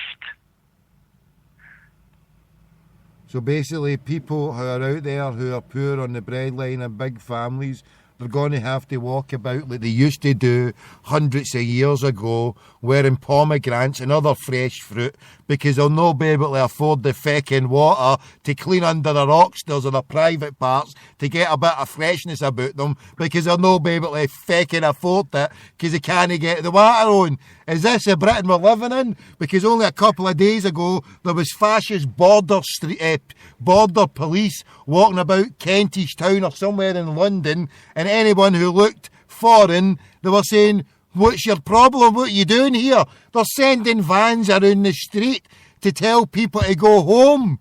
They've got knuckle-dragging Neanderthals wearing blue strips up here, still singing and telling us to go home. The famine's over. This is the fascist, racist, Freemasonic, bigoted, hate-filled country that we live in. Yeah. It's a disgrace. It gets worse than that, Tommy, because Tanny Drake Thompson is getting letters from disabled people telling her that when they try and get on a train, they're told that they're lucky to be allowed on a train with normal people and that they should be in cattle trucks. There's so much sick, degenerate wasters in this country that what they should do, they should repopulate places like Anthrax Island. And if you're a sick, knuckle-dragging racist with fascist, bigoted thoughts, then off you go. Off you jolly well go. Rule Britannia. Britannia shall never be slaves. We'll go to Anthrax Island and build your stupid racist colony there because there's too many hate-filled... I mean, I've spoke a few weeks ago when all the EDL numbers came out, when you heard some of these knuckle-dragging half-wits, it's beyond belief. There was one of them there, right, I get this one, there was a guy there who was such a half-wit, he reckoned that when you went into a shop that sold halal meat or food, you were sponsoring Al-Qaeda terrorism, Islamic terrorism. And I was asking him about the Islamic ray guns. He was after he's nutting some mad, I don't know. Yeah, I saw that clip. I mean, you get these idiots walking the street, coming up with nonsense, and yet they're not the dangerous ones. The dangerous ones are the ones who've actually got a clue and are deliberately destroying society by design. I mean, think about that poor little 4-year-old boy who was tortured to death the other day. And don't go there, Jonathan. Please don't put me in a bad trip, mate. I feel so I can't talk about it, please. I don't mind it, mate, because I'll I won't, but it just shows you. They say, lessons will be learned and this mustn't happen again. And it happens again almost once a year. More than that, 2-3 times a year. They failed them, they didn't see the signs. You stupid. I even heard them saying how clever they were, or how deceitful and cunning they were. You stupid bastards. How could they let away in this? There was people saying they saw the way in scavenging in bins. Fucking hell. Come on. Where's goddamn... Well, if it were me and I was subject, Jonathan, with a 4-year-old boy my man, Johnny, I don't want to go on with that, please. Okay, I won't. But, it's terrible. And then you've got idiots like Nick Clegg saying, I'm going to have to look into this and make sure it never happens go again. to somebody else. You're no making it better, Jonathan. Talking about that fucking thieving bastard. There you go. And I've just swore. Move on to something else, dear God. Right, dear. I need to put another tune on to calm me down here, Jonathan. Where's it go down? Don't say something nice, right? Stay calm, right? Nice, peaceful thoughts. Well, Celtic. It's not beyond. Hope is not lost. There are moments never where give up hope. With hope in your heart, Jonathan. You say the right word. Never give up hope. Never give up hope. Even if the last day is coming tomorrow, always be looking to plant seeds and hope for the future and the future generations. We're a wonderful, creative people, humans. The fact that we're having this conversation raises us above every other creature in God's green earth. The way we're having this communication, we're having free thoughts of our own, where two people can sit, and with the technology that somebody's put in, so that I can sit in my tinfoiled Skoda and do this, but to have these free thoughts and put them together, Jonathan, it raises us up, and we should always have hope that even against the most despotic, totalitarian, mind control system we're all about to sleepwalk into the most fascist dictatorship known to man, we don't even know it. Yet we should never give up hope that maybe my children or somebody else's children will be there to lead the fight against these imperialists who are trying to poison us, that at some point we're going to develop a cure for cancer. At some point we're going to develop a cure for politicians, and we're going to develop a cure for how we're mind controlled by these bastards and how we're sleepwalking into our own doom, when we can imagine, when we can create our own future without bankers, without these patronising bastards who lie to us, who tell us it's all just, hocus pocus, it's urban myth. No, it's the truth, Ruth. This is a revolution. The revolution shall not be televised. It's radioised, no radioactive. We're hyperactive, wired to the fucking moon.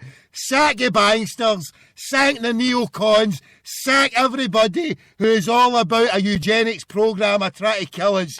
Wake up! Help us out, Jonathan. Tell us, how do we wake these people up? I'm shouting at the top of my lungs. Wake up, you half-wits! Wake up! Wake up! Start the revolution! Well, remember, Tommy, it took one woman, Janice Sharp, to face down the collective might of the American and British governments and save her son, Gary McKinnon, from dying in a US prison cell at some ghastly supermax jail.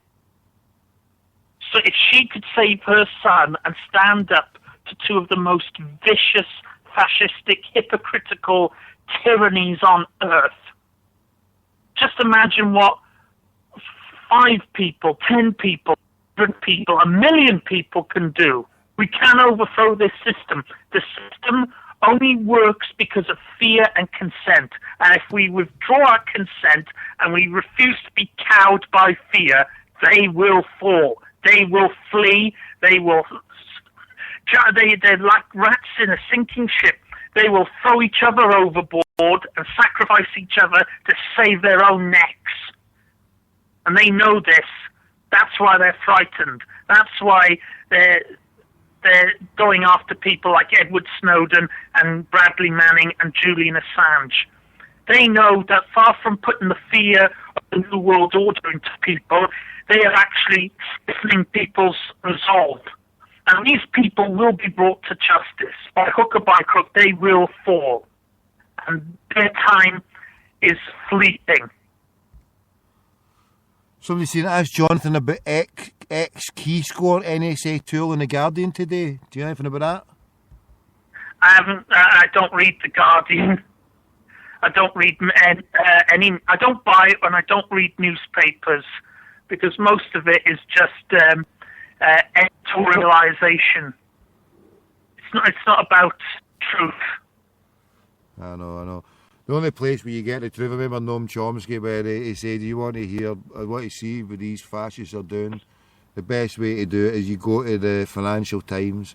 All the truths are laid bare there because they don't expect mad crackpots like me or you to sit there and decipher it. Because months before Fairpack collapsed, months before the Northern Rock was going belly up, right? They were heavily, the signs were already there. That they were heavily, they'd went, look how far they went. They'd went totally the wrong way, that all it would take was something like that, so simple for the seizure of the money supply for them, because they were so overexposed, there was no way they could cover anything that they were giving out. When it gets to a stage, when someone comes to you and says, here's a mortgage, don't take 100%, take 115%, because they were giving you an extra 15 grand for moving in, or you'll need a wee holiday after that because it's a bit stressful, so save enough for a car. Why don't you put a car, a holiday and all your furniture and clobber on it and take 115% mortgage? There's 100 grand for your house, but there's another 15 grand back, but it's alright, we'll just add it on. That's the level of these bastards. Well, you could go to them, any bank, and say, I want to remortgage my houses with this. There you go, there's your shekels, ba-bum, ba-bum. And they had a whole economy on this. And now they've turned these taps off and saying, oh, look, it's austerity time. Away you go. It's a disgrace, mate, what they're doing here. Absolute outrage. They've got us addicted to debt. They've got us addicted to debt. I'm addicted to debt. Give me whatever you want because I'm not going to pay it back. Come on, multinational corporations, give me your money. I'm addicted to your debt because you're getting anti for me. As long as you make a, as long as you make a payment, then you're not committed a fraud. Just give them one payment. There you go. Here's a payment. Take that. There you go. Can't be fraud. I mean, because if it was, they would be putting all these bastards in jail for the multinational corporations.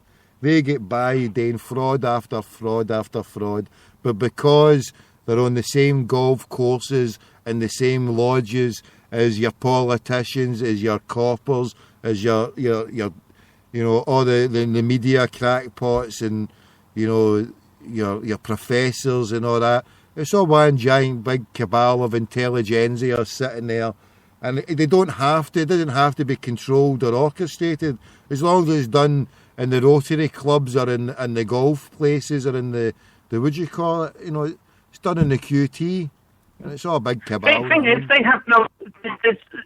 As far as they're concerned, there's no such thing as honour amongst thieves. They even lie, cheat, and steal from each other. Oh, aye, they would sell their own grandmother to keep their own power. They would stab each other just to progress their way up the greasery pole. Anything that has to be done. Yes, and earlier this week, Freemason escaped jail despite being convicted of stealing £9,000 over a 9-week period. A joke, Jonathan, a joke. Yeah, when you look at these politicians, I mean, they're the most dastardly of the dastardly, mate, because the most severe sanctioned people like these politicians and their stooges get is having an honour stripped off them from the Queen. Like Vicky Pryce had an honour of being a companion of the Order of the Bath taken away from her. Or Fred Goodwin had his knighthood taken away from him.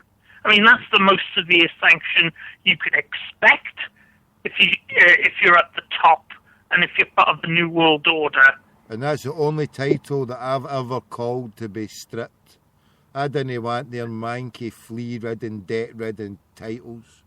The only title I want stripped is, instead of calling them Sir Minty Boys, we just call them Humming Boys, right? Humming Minty Boys. He's no Sir Minty Boys, he's Humming Minty Boys. His Minty Boys are absolutely pen and ink, and the stench of filth of corruption from that horrible shyster who has decimated taxpayers' money to the tunes of hundreds of millions, has left a burden to the taxpayer, to the austerity. And at least there's one good thing, he's united a lot of people, because the old Sevco fans, the ones who the Tribute Act Rangers, they can't stand him to a man.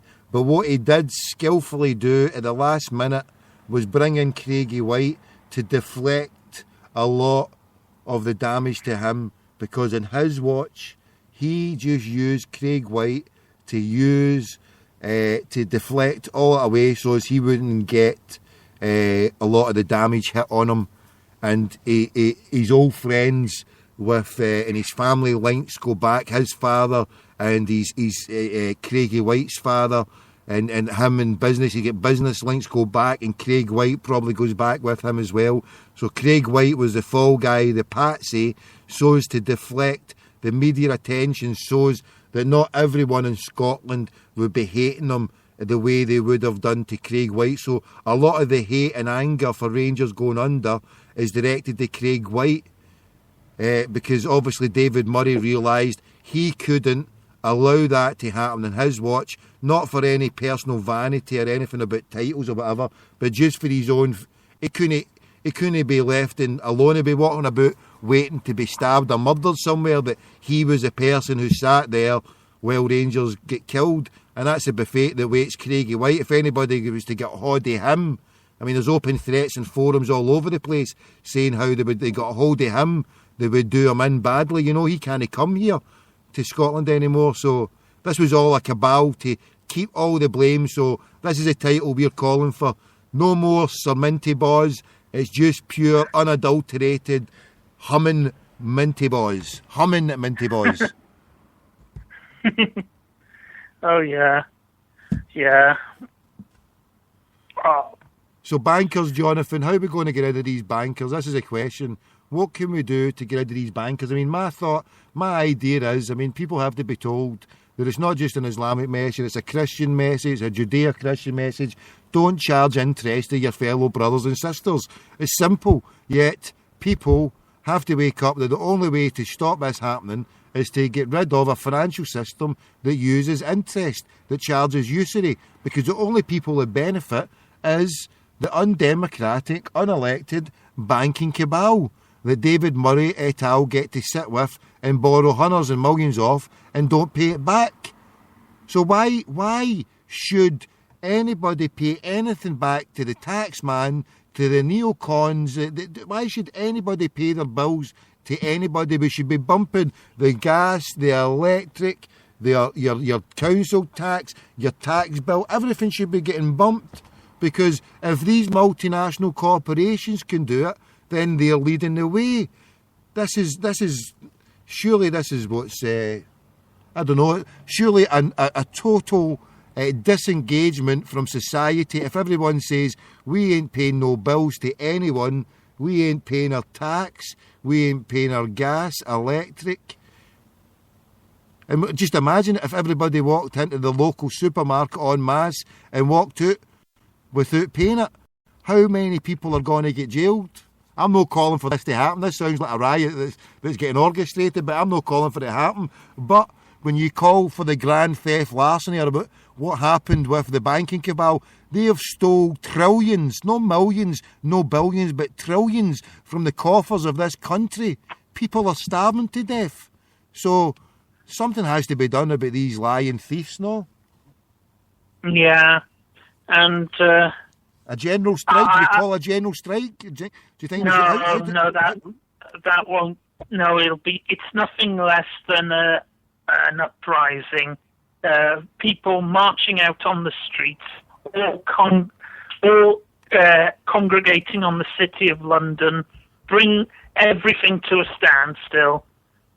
Just congregate on them in the millions, and watch just the like Tahrir Square, like Tahrir Square, just everybody down there sleeping bag and camp out. Yeah, no, not even camp out. Just march on buildings, gain entry into these buildings, and watch these bastards flee on their helicopters like Tesco did. I mean, that's the only way to do it, is to hunt them down wherever they may be, hunt them to the ends of the earth. Because that's what they're going to do to us. There can be no sanctuary and no respite for these people. They've got to be brought to justice. And they've got to be hunted down relentlessly. They've got to be hunted down like Adolf Eichmann was hunted down. The line's breaking up. Stay there, Jonathan. I'll phone you back in 2 minutes. Hold on. Right. Oh, he's going to end up as getting us in the tin pail here. Careful what you're saying there, Jonathan. You could be getting banned here. You need to be careful. We can't inspire the revolution on the streets. We don't want people rioting. You need to calm down. No riots here. We want interest-free money. Interest-free money. This is what we want. Interest-free money. What do we want? We want it now. Now. Now, now, now.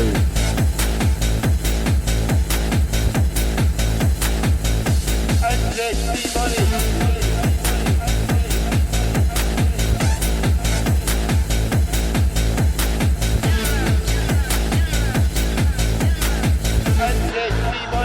Interest-free money.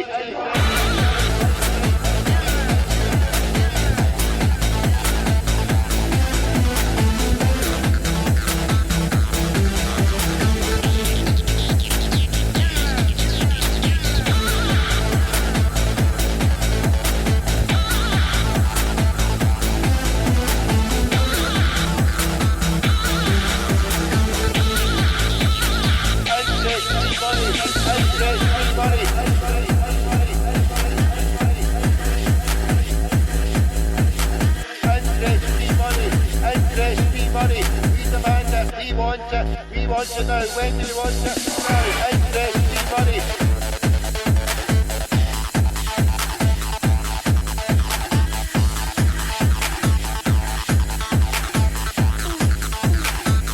Interest-free money.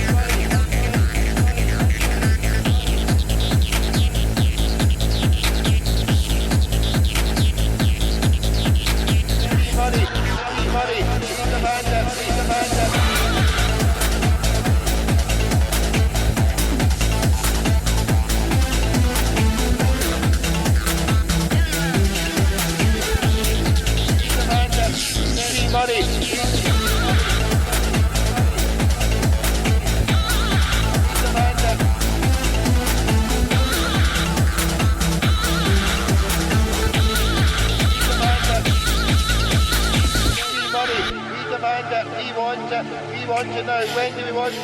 Now. We want interest-free. What do we want? Interest-free money. Interest-free money. Interest-free money. I was just taking a wee interlude there, playing the tune that my good brother Jamie Perrell down in Bournemouth made. Interest-free money, Jonathan. So come back to what you were saying. Repeat what you were saying there again, because the line was going down badly there. Oh, we've got to hunt down these bankers and these politicians and these civil servants. In a peaceful way, but Jonathan, in a peaceful way, we have to hunt them down, not in a bad way, yeah? Well, what I was suggesting, we hunt them down like Adolf Eichmann was hunted down.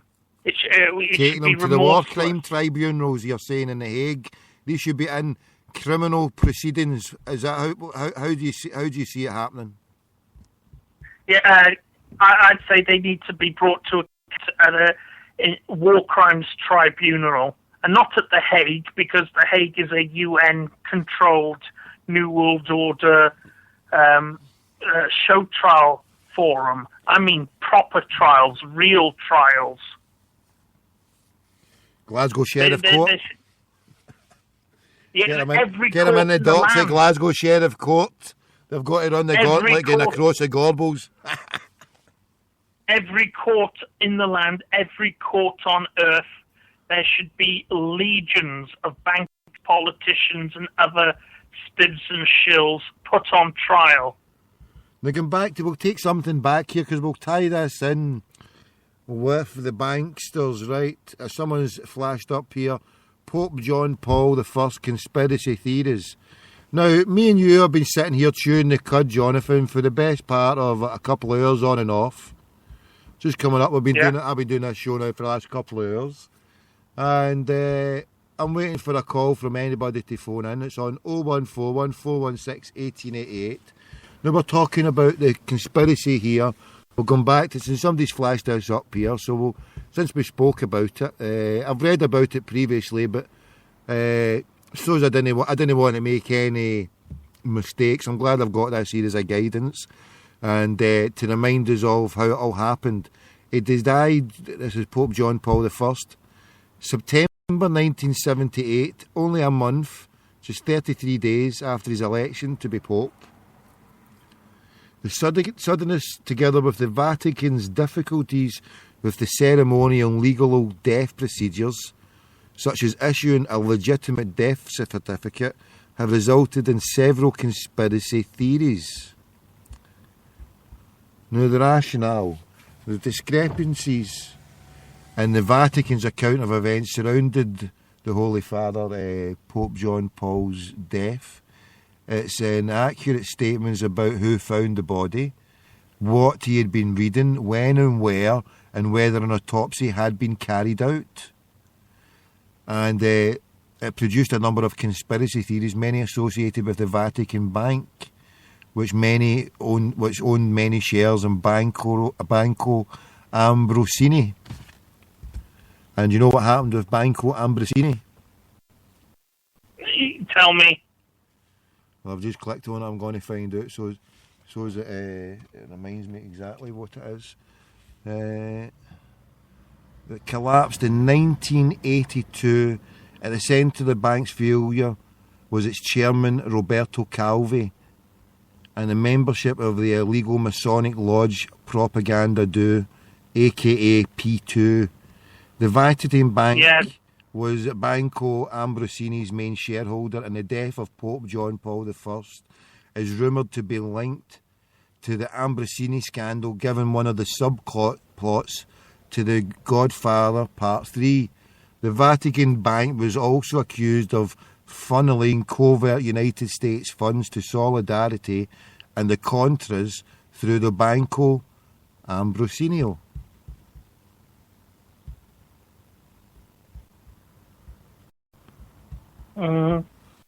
So, and I mean, let's see here. I'm going down to here. The Vatican Bank also probably paid Jimmy Savile a retainer for all his services as well. And look at the connections Jimmy Savile had. I mean, well, that was his connections went pan global, didn't it? Then, because I mean, the connections with this country, with the way it went here, and just talking on that, how what I don't know. Forgive me for saying this now, but shouldn't there be more coverage on the fact that Jimmy Savile? I mean, I just heard this one wee small. It was like a throwaway comment. It was just like a comment that you just made there about the Pope, or I made about something earlier on. It was just a wee 2-second comment, and then nobody ever spoke about it or came back to it or analysed and said, hold on a minute, let's just investigate that one thing here. And that one thing was, how was Jimmy Savile given the keys to go into Broadmoor along with to see the Yorkshire Ripper? And then all other stories surfacing that if he's got the keys, he could take people out. And so where the heck does this lead to? This is, and then he was given this permission from the Home Secretary. This came from the Home Secretary. So if this Home Secretary is allowing a paedophile of the disrepute that we're now seeing Jimmy Savile of, the length and breadth that he took it to, and so the cover-up that was able for him to get away with it until he died, and for him to go into a secure mental asylum where some of the most crazy people are meant to be held, some of the most dangerous criminal dastardly deeds have happened, and he's allowed to go in there with the keys, and yet where's the public an inquiry for whatever Home Secretary or whatever government mandarin allowed this to happen? I mean, that's a conspiracy and a half, and that. Do you know anything about that, Jonathan? Well, personally, I believe that Jimmy Savile was a pimp. He procured children for his royal patron, Charles Windsor, and fellow Freemasons and paedophiles.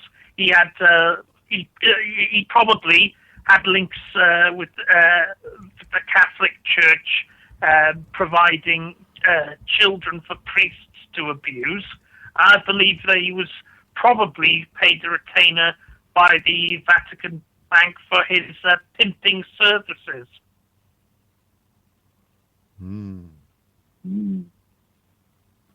So, I mean, and the BBC, I mean, they've done their own. And I mean, get this. This weekend, BBC Radio, they're actually doing a program celebrating 40 years of broadcasting by the DJ Paul Gambaccini. Now, one minute he was on Last Word on BBC 4 praising Jimmy Savile. The next minute, 9 months or so later, when the truth was starting to come out about Jimmy Savile, he was spitting on Savile's grave, saying, oh, he'd heard that Savile had done necrophilia. Well, if you thought he was a dodgy character then, why did you praise him in his obituary on BBC Radio 4? I bet Paul Gambaccini himself is at the very a hypocrite, and at worst, he's probably one in it with Savile. Exactly, mate. Exactly. And same with Esther Ransom. Yeah, and look, she's had a child line. I mean, look at her. All the stuff that she said, we couldn't possibly. It's because of his rank and power in the establishment that even people that who knew about it, they couldn't do anything because they would have been crushed themselves. You know, something bad. But crushed by who? Jimmy Savile? Is anyone going to take Jimmy Savile seriously? No. Jimmy Savile was a front for the royal family.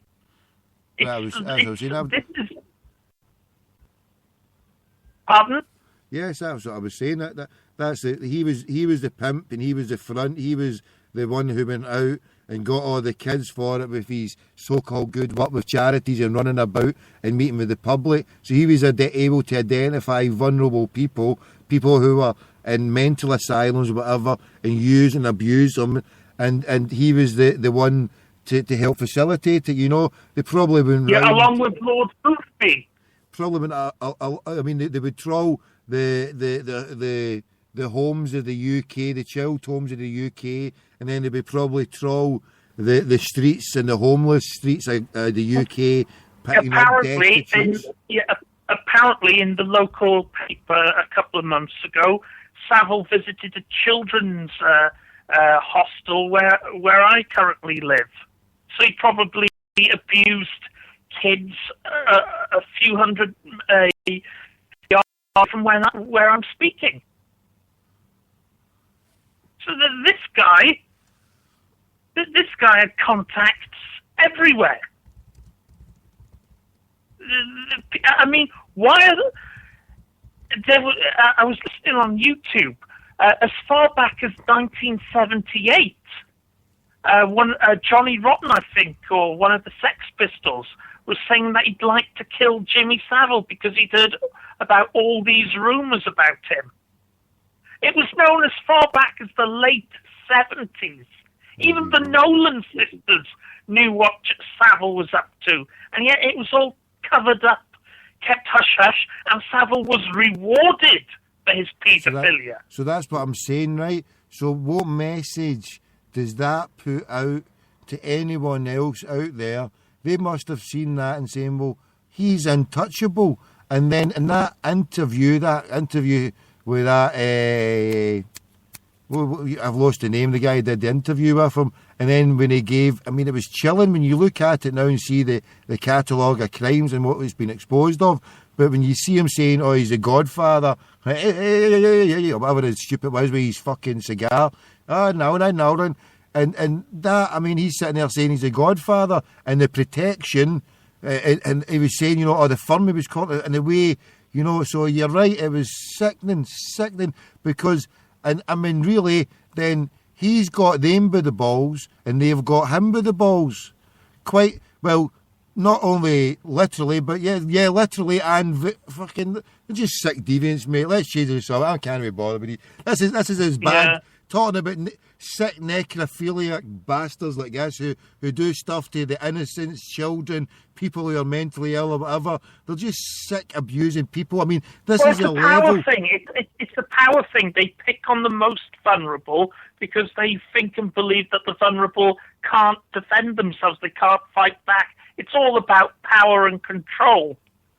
Their megalomania and their lust for power over other people. They enjoy oppressing other people. They enjoy killing people. They enjoy pain and suffering.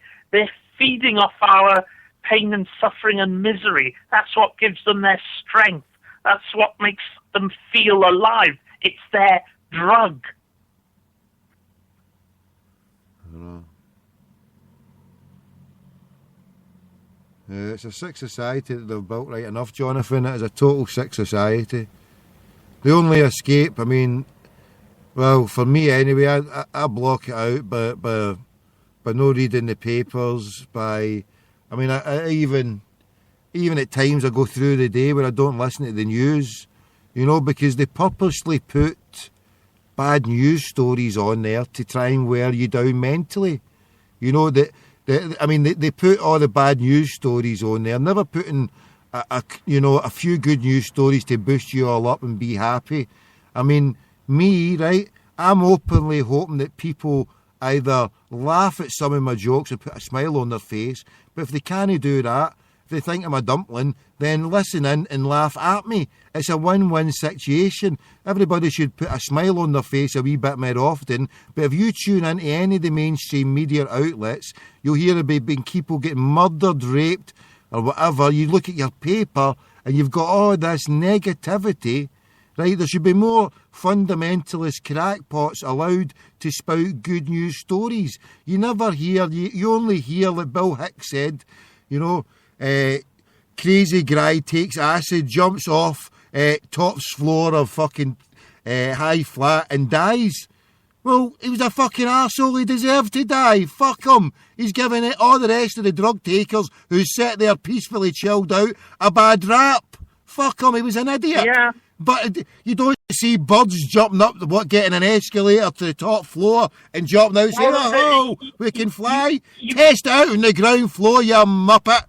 So, I mean, these bad stories, it's all bullshit. Tommy, what you mentioned there, Tommy, something similar happened here 6 months ago.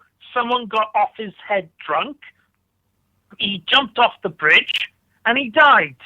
And although, yes, it's sad that a human life was lost, I have no sympathy for him because he was an idiot. He was so out of his mind that he's only himself to blame. It's the idiocy, and society is like that in general. We're sort of committing suicide by drinking ourselves to death, drugging ourselves to death,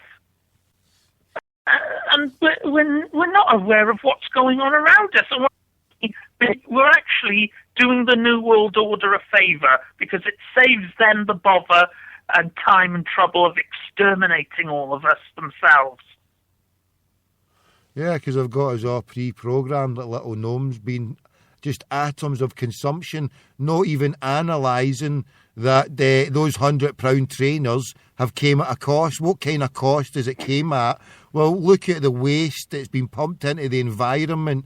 You know, these polluting plants, there used to be smog cities in Glasgow where you couldn't breathe properly, but they exported all the filthy industrial plants all over the country, you know, places like the Philippines, Indonesia and Africa, where they produce these goods. And then the other cost is their sweatshops, like places in Cambodia or places where Bangladesh, where there's hundreds of people making these garments at less than $1 a day, not even enough to feed themselves, never mind their family.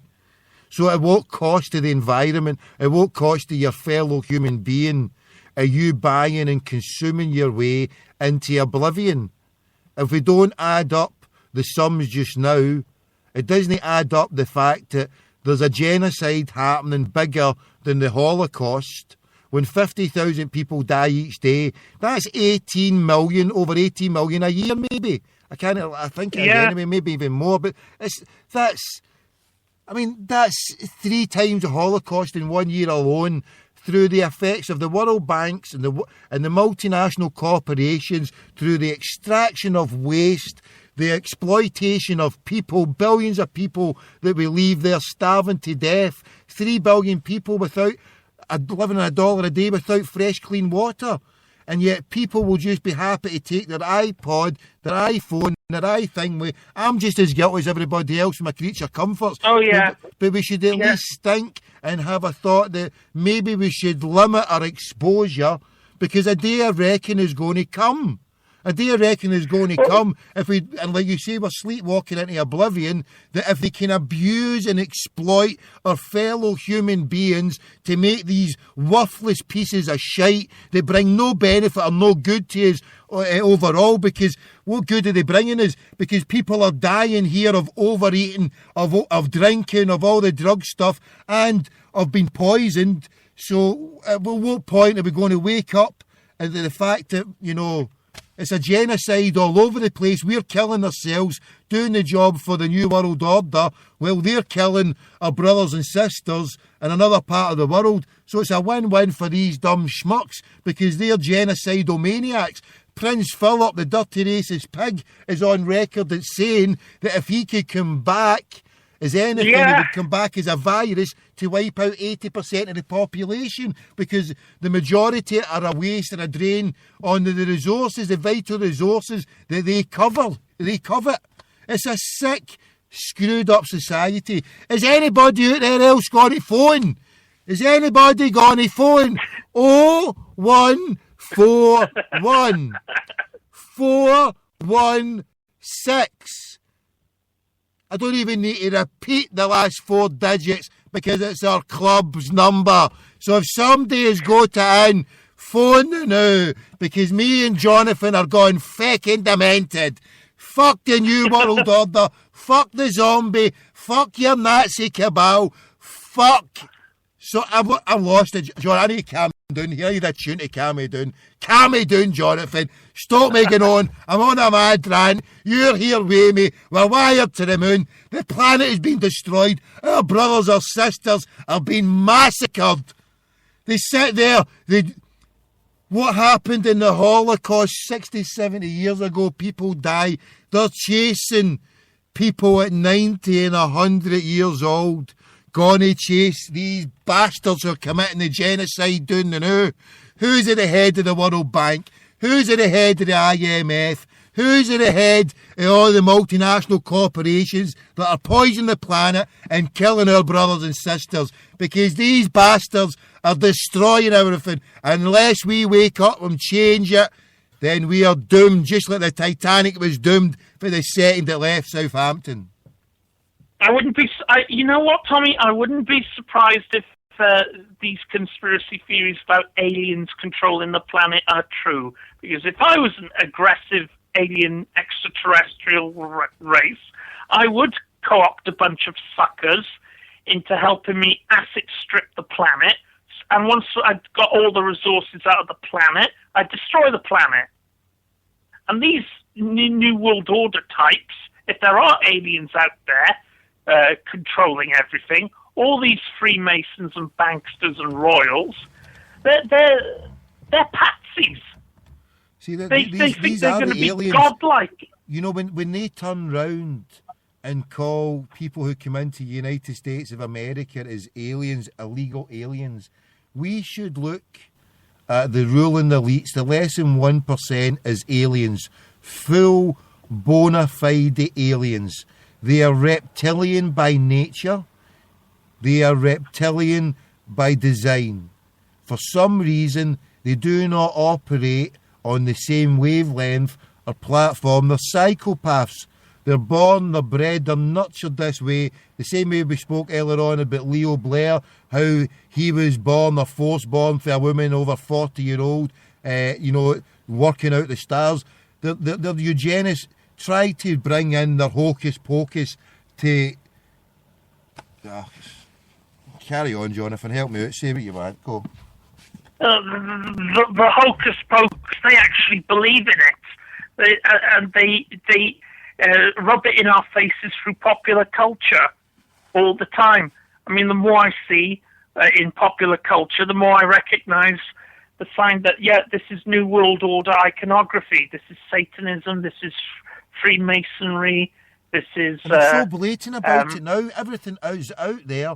Everything is out there and it's in your faces, as if we don't care that you can work it out, It's like, what are you going to do about it? Yeah, because they know that we're all dumb. We're sitting here as dumb schmucks, just taking it up the bakey and just sitting there, oh, it's okay, just go and watch mind-numbing, spirit-crushing game shows where a bunch of hopeless idiots knock 7 shades of shite out of each other, or go and read 50 shades of shite, or go and do this or that, and it's all about keeping their minds away.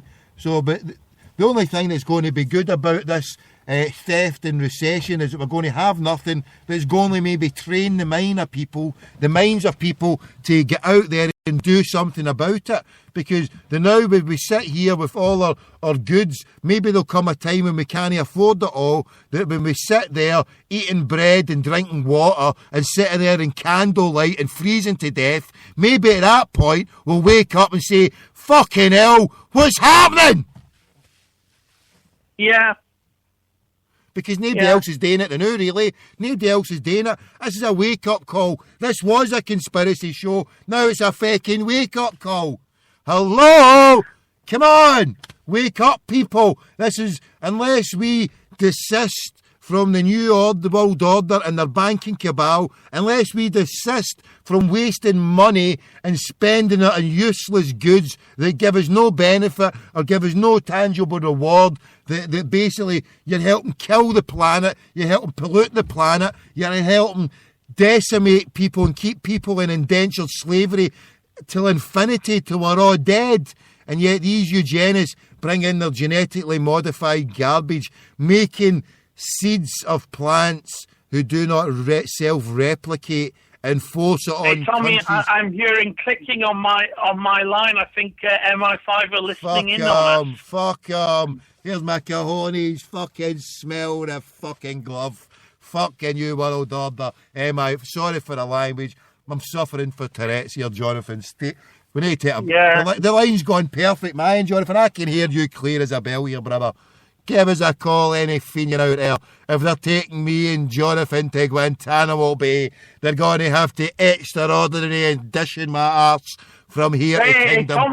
Tommy, if you're listening, if you can still hear me, I'm almost certain that I'm on a Metropolitan Police list of low-level domestic terrorists because I attend Bilderberg and I protested against the Olympics and the National Front. I'm calling to just keep calm, talk stay radio calm here. stations. Don't be putting any threats to it. We're a non-crack. We're just a radical pacifist. We're sitting here tuned to the moon and a pacifist front here. So I care not a jot. I've done nothing wrong. I've done nothing. I'm just sitting here as a radical pacifist until somebody comes in and tries to assault me or will do everything. I'll sit, and even then, they want to come and batter me, then come and sit. Listen, I was brainwashed at one point. What's all that stuff about the media where they say there's 72 virgins? Well, come and kick me in. Come and send me to paradise. Make me a martyr because sounds good. 72 virgins. That's what they put on the media, you know, the mainstream media. Away and flying shit to the moon, you bastards. Who cares what they say, Jonathan? We shouldn't care what anyone else thinks of us at any time. At any time. We shouldn't care what anyone, especially these people who are decimating our society. Who cares? If they give us 30 years in jail, that's brilliant. That'll give me time to sit and reflect and read the books that I should be reading now and getting a better education and spending time reading better books and getting even more education. If they want to kill me, then brilliant. They're sending me to meet the virgins that they promised me. What else? What wonderful? What can they do to people like us that's not prescribed for us? Bring it on, that's what I say. Fuck your new world order. Just increase the peace, fight the power, don't believe the hype, seek the truth, reject falsehood, enjoin good and forbid the bad, and you can't go wrong. I view everyone as my brothers and sisters out there.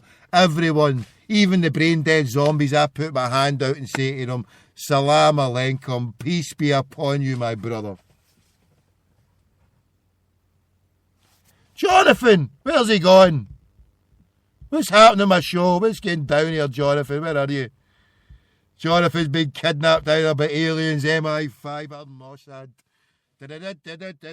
Puppy power! We're coming over the hill to grab you, Jonathan. Get up and saddle, ride the pony. We're coming, Shetland pony. We've hired a pony from Chuckles Green. We're coming over the hill to save you, Jonathan. We shall not be moved. What's going down, brother? Tell me. What's the matter? Are you there? I'm here, but you were in mid-rant and then all of a sudden you got cut off and all I heard was static. But it's cool, Jonathan. We're running the show here. Normally, in old days when I used to go on mid-rant, that was it. You wouldn't hear me to the next night or the next week. But now, when I go on mid-rant, we can just phone you straight back and say, right, saddle up and ride our pony. Let's ride this new world order into the ground by the radical pacifist way, by increasing the peace, by telling people it doesn't have to be like this. We can imagine a new future, a better society, and we can enact it in our own communities by bringing in interest-free money, by telling the bankers to shove it, to telling the politicians to shove it, but no listening to their lies or deceit, their bullshit. We've got it in us as people to do it. We can do it and we will do it, Jonathan. There's no need for violence. The minute you use violence, you've lost because they want you to use violence. The minute you start shouting and ranting a loony, that's when they say, oh, he's a ranter, he's a highway. Well, fuck him. People know I'm no a loony. People know I wouldn't say booty a coo. People know that because I've been sitting here from a tinfoil armour-plated Skoda spouting flannel juice and gibberish for years, and I've done nothing to anybody in that time. I've just tried to bring up my family and keep myself out of trouble and wind up a few zombies. But c'est la vie, I've done nothing to anybody of any harm. I just keep myself out of trouble. That's what the majority of people do, but we're criminalised. 80%, 20%, I mean, the cameras and the police control grid in this society that we face, when most of the people are like myself and yourself, they're good, honest, hard-working citizens who wouldn't say booty a coo, and yet we're criminalised in the extent they've got cameras monitoring us all, and they're listening into us. They're like peeping toms. They can turn on a camera, on a webcam and look in. They can listen into your family conversations. And they call us, me, paranoid. These are the fucking paranoid bastards. Let's not forget the smart meters, because they're a Trojan horse for full spectrum dominance. They're using the smart meters to interact with all the new high-tech stuff in most people's homes that have hidden cameras and hidden microphones, so they can listen in and spy on us through these smart meters and through these flat-screen TVs. And now British Gas are saying if you've got get a smart meter and you won't have to pay any electricity you use on a Saturday. They're using smart meters and all these deals to get us to sign up to the New World Order program. The only way at some point in the future to opt out, you have to sit there with your own generator or your own power source to opt out of this bullshit. And you know, Jonathan, it can be done. You just need to go a few meters under. It's being done in Baghdad right now. You just have to go a few meters under your ground, and the heat source you can extract from underground can heat your whole house, that you don't need to be connected to the power grid. This is a way forward. This is a way forward we should be going. What were you saying about Baghdad there? Well, they use generators in Baghdad because the electricity supply since invasion is so unreliable. In fact, they need power generators out there to survive in the heat. I mean, over there, they shouldn't be having generators over there in the Middle East. They should have all these... 75% of all the profits from The line's bad. I mean, over there in the Middle East, they should be having solar panels everywhere. But obviously, they'll not want to invest in solar technology because it'll take away from what? People using oil. Hello? Jonathan, you there? Yeah. Like, in the Middle East, if they wanted, you know, they could all use solar panels, so the amount of sunlight they get there. You know what I mean? They could have complete, and most of the planet, with the amount of sunlight you get, you know, solar panels, you know, could, and they don't bring that in because, especially a place in the Middle East, why? Because they've got oil and gas to burn, and they've got to sell it to people before they can burn it. Yeah, and 75% of all the profit from gas and oil coming from Iraq goes to companies like Halliburton. I mean, over a trillion disappeared up the Khyber Pass of quote-unquote insurgents that had links to quote-unquote, and we have to say this laughable now, Al-Qaeda. You know, when we say Al-Qaeda now, I mean, that's the biggest laugh and joke. I mean, Jack and Ori's not got a look in with that fucking monstrosity, what they call Al-Qaeda. At 1 minute they're bad, nasty people, the most evil of the evil, and then in the same time, in a different country, a few hundred or a few thousand miles away, oh, they're their best friends. I mean, it used to be a case we could say, well, you go back 20 years ago, they used to be our friends, and then they would say, oh, it's a geopolitical thing, but now, you know, we had to do that at the time. But hold on a minute, you've now spun a whole lying and bullshit. And then we can see, right, I mean, if people look and see the Arab Spring, You know, we were told the whole lies and bullshit that the Arabs, the Muslims, they want our way of they don't want our way of life. They hate our way of life, and they don't want, you know, they don't want to be like us. But then we're finding out, what are they marching in the street for? Democracy. They're wanting democratic elections. They want to be a chance to be listened to instead of being part of some theocracy, not an Islamic theocracy, but a new world order theocracy, theocrats where, if you look at them, the Arab facade, where they're puppet leaders, the neo-colonialism, where they've got puppet leaders, and people, all they wanted to do was to be like us in the West and be part of a democratic system. And look what happens to Egypt. Exactly the same what happened to Algeria. The people, when they allow, this is why they've had these governments controlling the Muslim lands for so many decades, almost 100 years, right, is because as soon as the people are allowed a chance to vote, they'll vote in someone who wants to, who mentions Islam somewhere in their doctrine. You know, it's like someone here saying, oh, you know, in America or whatever, saying, you know, oh, we're for the Christian and everybody wants to vote for it. Well, that's what it's like over there. If someone there is saying, oh, we're following Islam, oh, then because, and why would that be over there? Because for over 1,300 years, Islam, the Islamic Caliphate, didn't just rule one country or two countries, it ruled what was called the Islamic Ummah. Over 1 billion people with one head of control. And obviously it disintegrated before the final crushing blow was destroyed, when it was destroyed by your Rothschild banking cabal, your neocon Zionists or whatever you want to call them, whatever name or label. But these people, you know, we're being lied to, that the fact that the people in these countries, they don't want nothing to do with these modern day pharaoh leaders. They want nothing to do with them. They want to be like us. But then we find out that when they, you know, get a chance to be election, they want that thing with Islam there, because not because they don't want the Islam of the Saudis, which is a fake Islam. They don't want that Islam where it's too strict and too overbearing. They want the liberal Islam that ruled for over 1,300 years. You know, there was a death penalty for people who were gay, but it was never, ever used.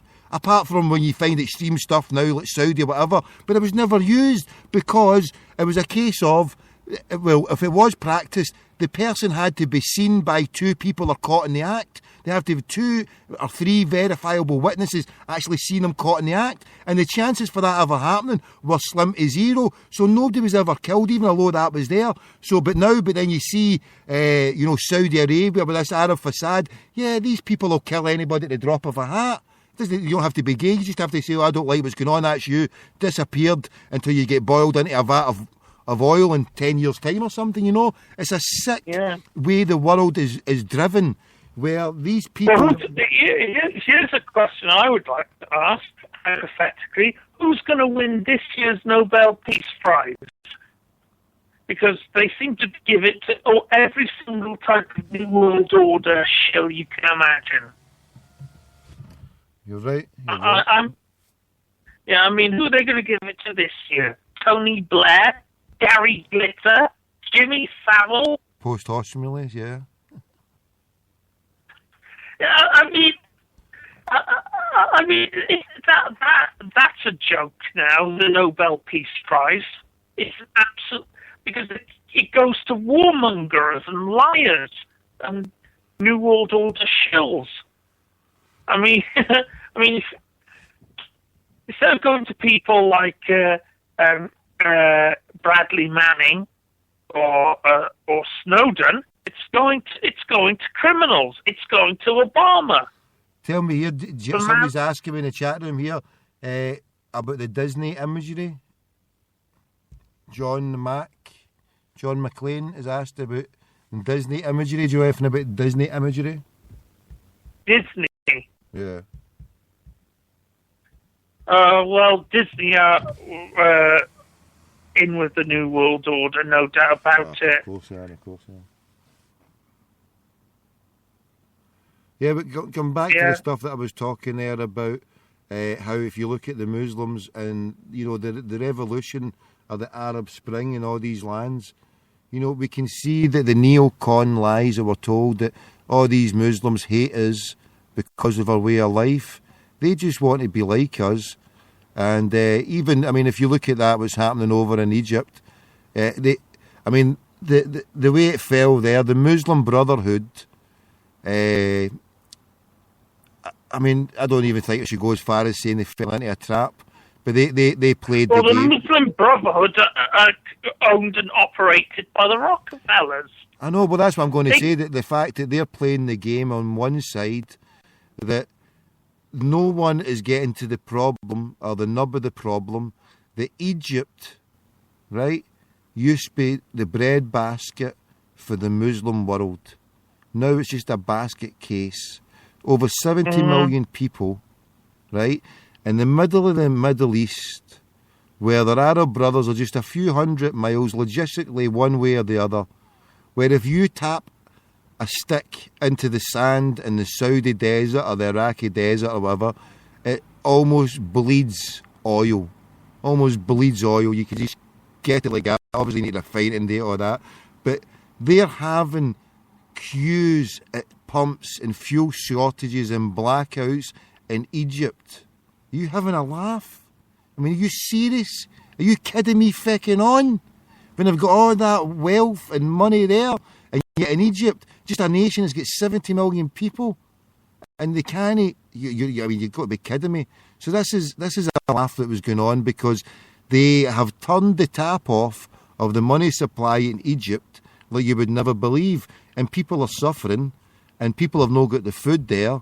So the Muslim Brotherhood, the Islamic bloc, takes over for a period of a year, and this was pre-planned because obviously when people demonstrated in the streets, Mubarak had to get out of business, but the overall rule, i.e. the military junta that gets billions from the United States of America, they sat there and says, okay, let these guys in to decimate it a bit because we'll take the chance. Once they have took the fall for it and are the patsies, we'll walk in and we'll be the good guys again and assume power and then put another whatever. I mean, look what happened to Russia. The KGB took over eventually. Putin and AIDS, you know, so what happened to the revolution there? Like you said about the Occupy movement, it gets co-opted by the New World Order and it's just a BS scam. Yeah, and it's not just Occupy as well. The Tea Party's been co-opted by the Koch brothers. A joke, isn't it? I mean, everywhere you go, it's all been co-opted by half-wits and knuckle-dagging Neanderthals who pose as banksters, politicians. They're basically just gangsters, mate. Gangsters in suits, that's what it's all about. They're gangsters in suits. And this has been a Crackpot McDougall production, trying to get people to see the light, to see that, listen, we can create a better future, but unless we do something different and good about it, then I don't know, mate. It's a bad time. Humanity's facing. It's a terrible time, mate. When you see all people dying, mate, all over the place, it's no good. I mean, in Syria, to see it all the way it is, to see the way countries and people are, you know, look what happened to Iraq, you know. So you go back and live in memory. Yeah. I mean, just go back. Tommy, before we go, you should really try and get Syria Girl on your show, because she's been on Alex Jones's show. She's been on the news in Australia and in the Middle East. She'd be a good guest to have on your show, Tommy. Syrian Girl. I'll have a look for it out, mate. I'll have a look out. Listen, I've took about 2 hours of your time, Jonathan. I better let you go and relax a bit. The show's coming in. I've only got a few more minutes left anyway, so... But thanks for taking the time to talk and yeah, thanks for sharing your wit and wisdom, Jonathan. Yeah, no problem. Okay, till the next time. God bless, mate. You take care, yeah? You too. God bless. Hail, hail. Hail, hail. Until the Celts meet the Swat. Until the saints meet the Swansea. Once we went on our adventure of Europe. We want to know. We want to know. Interest-free money. We demand it. We want to know. When do you want it? Now.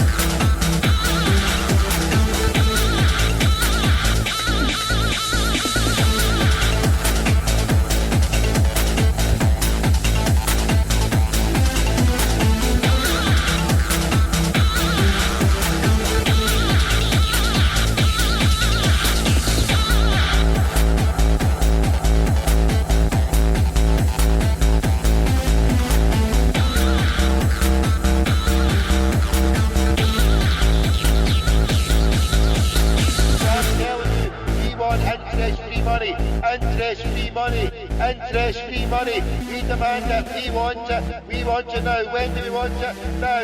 We want interest-free. What do we want? Interest-free money. We want it now. Now. Now. Give us our money. Interest-free. We want our money. Interest-free. Interest-free. Interest-free. Interest-free.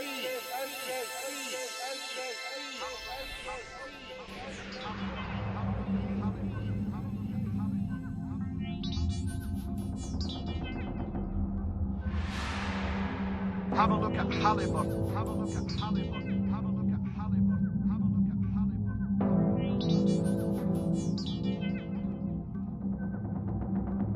Have a look at Halliburton. Have a look at Halliburton. Have a look at Halliburton. Have a look at Halliburton and the other American corporation that stole not only Iraq's money, but the money of the American taxpayer. The money of the American taxpayer.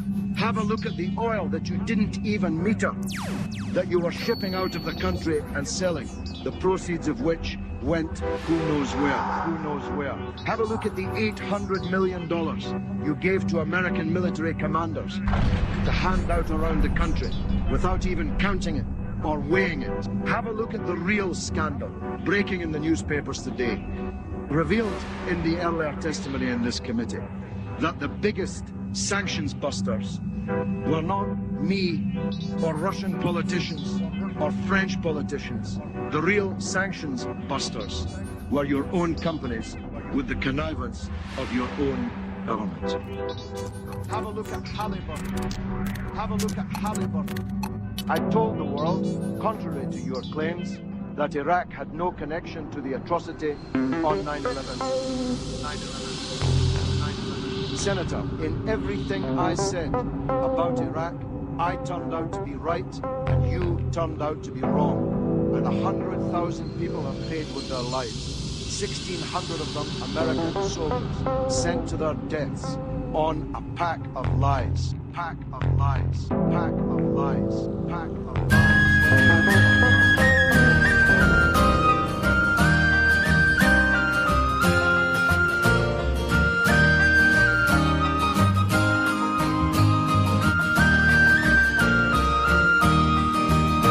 I'll sing you a song of a terrible wrong when the flags they flew at half-mast and a man lay dead, he'd been riddled with lead. He died on the streets of Belfast and the radio said there's another shot dead and he died with a gun in his hand. And he didn't say why Billy Reid had to die. He died to free our land. It happened one day when the bold IRA went out to fight for their land. With an old Thompson gun, they the Brits on the run, and returning to home was their plan. And the radio said, there's another shot dead, and he died with a gun in his hand. And and he didn't say why Billy Reid had to die.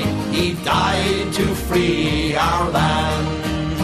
When returning the gun, Billy met British Huns, and when the fight had begun, his position was dire, and his gun would not fire, and he died with his old Thompson gun. And the radio said, there's another shot dead, and he died with a gun in his hand. And it didn't say why Billy Reid had to die. He died to free our land. Although he lay dead, he was kicked in the head. By the hair they dragged him around. They still fear him yet, and they'll never forget how brave Billy Reid stood his ground. And the radio said, there's another shot dead, and he died with a gun in his hand. And he didn't say why Billy Reid had to die. He died to free our land. If you think he was right, come and join in the fight and help to free Belfast. For the blood that he shed, and although he lay dead, in our minds his memory will last. And the radio said, there's another shot dead, and he died with a gun in his hand. And he didn't say why Billy Reid had to die. He died to free our land.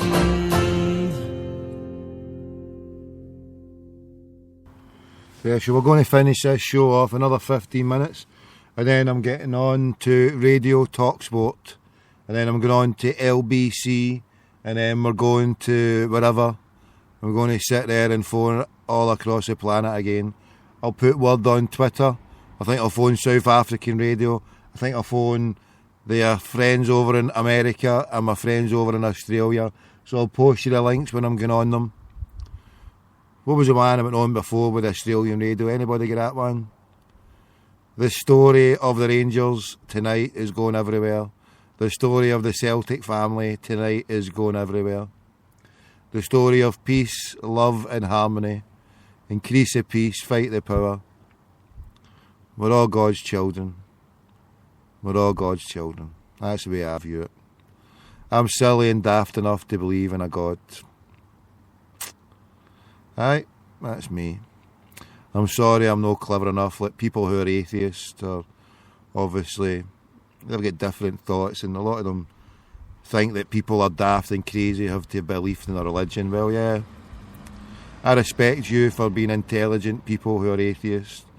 I just ask you not to think that people who believe in a religion are crazy or mad with it. We're all crazy and mad with it in our own wee way. Some people have got their own ways of dealing with it. But we've all got to deal with our own thoughts and our own head, and how we get from A to B, from birth to death, and everything in between. Everything in between is just a game. It's all just a giant big game that someone has actually planned it all for us. We know it yet not. But anyway,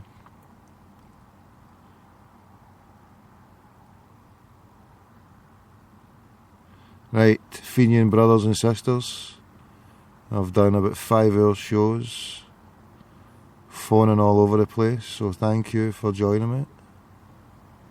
And I'm away to phone radio stations across the planet now. I need to go and get a coffee. Oh, I've left my hangway there. Oh, I need to go and get a wake up call. What can I use? Where can I get a caffeine intake? Aye, I know where I'll get my caffeine intake soon. And I'm away to phone some people. But before we do that, before we finish this show, I've got to play this lovely tune here. Still got another few minutes, so give us a call.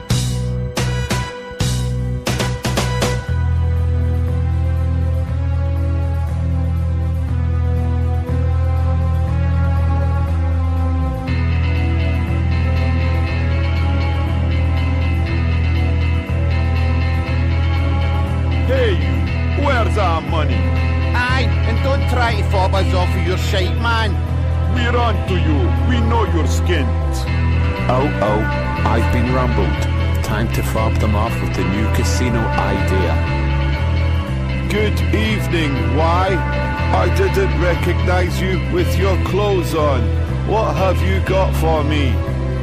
Our leader, Rosa Clem Green, wants you to derail Celtic.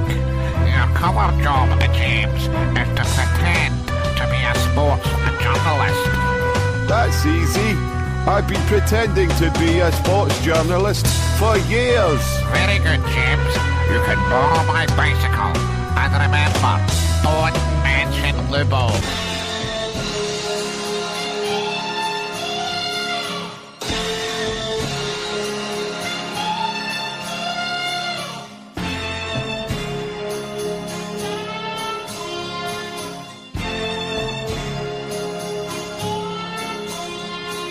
James Trainer, he's the man with the kiss-ass touch, rewriter's touch. He's no free thinker, he's waited long to enter the web of sin. He goes in. Certain words he had made disappear. Things Craig White wasn't happy to hear. He wanted the job, but not for the records. Ibrox had a desk for Mr. James Trainer.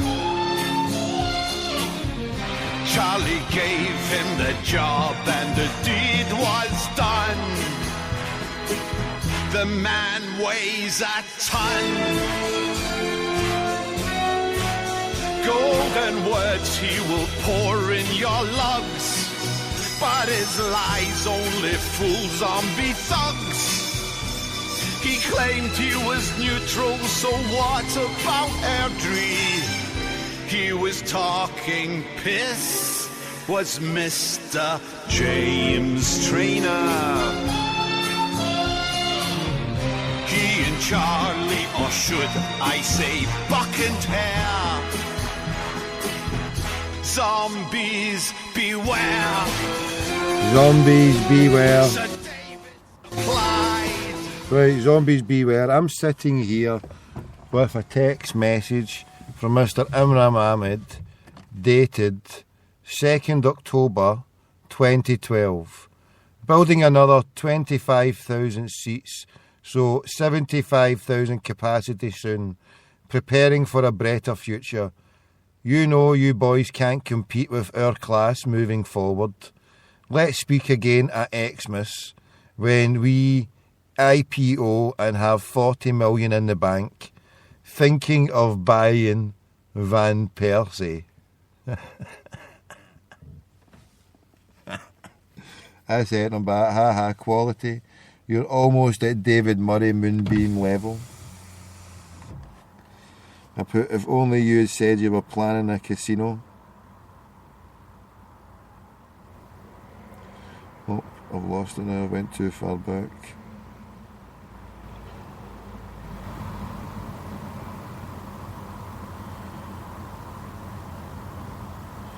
He's a dumb schmuck, so he is.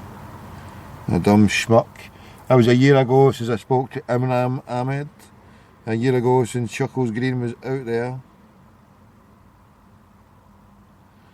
Making tea for the zombies. Making tea for the zombies while he was fleecing them.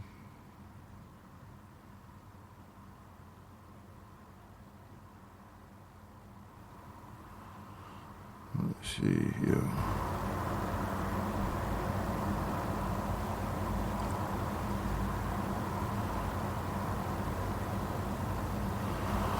I actually sent him a whole load of jokes at that time. Look at that.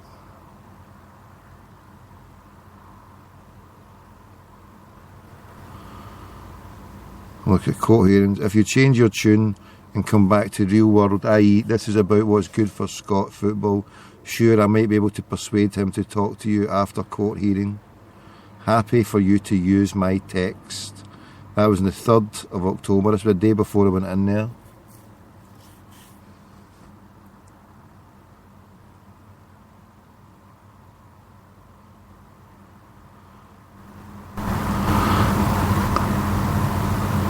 Hold on, this is me asking for Charles Green. It's not that, mate. He's in court with the SFA, Tom. One conversation with you about EBT, SPL and SFA and internet, and he'll be banned for life. On October 3rd, ultimately it's Charles who has to agree, mate, not me. BDO playing my recording, etc. Feel free to go ahead any time. No skin off my nose. Haha, oh come on bro, don't throw your dummy out the pram, as I put. Honestly, not spitting dummy. I've heard some of your other stuff and it's quite lucid, hence we respect you. Your interview with me was poor from your perspective by your usual high standards. Charles just can't deal with a rant from you, EBT, etc. at this sensitive stage. For the record, your view is completely wrong on the EBT. There was no cheating involved. At most, it's a technical breach of rules that the SPL continually changed. Bottom line is best team on field won. Can't believe you guys cannot accept this fact. In fact, I can't believe you enjoy watching Celtic without having Rangers there to compete with you. Where's the fun in that? People like you have to go on record and say enough is enough, and we all want Rangers back where we should be. There isn't another team in Scotland that can give you a decent game, completely pointless, and no one will turn up to watch Celtic. A Pyrrhic victory. And I put, the bottom line is Mr. Green is running scared of little old me. Even when I swear to God to help you with whatever you want. And he's put, if you change your tune and come back to the real world, i.e. That's about Hold on, here we go. This is classic. I've got permission to use it, so here we go. We're following this airtime here with the end of the conspiracy. Imran Ahmed here.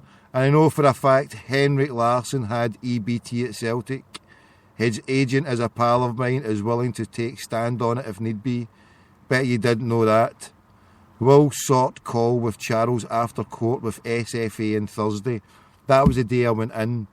I was told in that office, and I remember posting it there, that it took about an hour, but half an hour before that, somebody went, oh, don't talk nonsense, but he got let off. That was the day. Somebody phoned me here. What you phone? If somebody's phoned me at this time, you can shut away and fling shite at them in. I'm seriously. Who would phone me at this time? Oh, you phoned ages ago. Oh, for feckin' heckin', who was that? What is the matter with this Skype? That never even came up to the now. Called yesterday at 11:38. Who was that? Who phoned at 11:38 yesterday?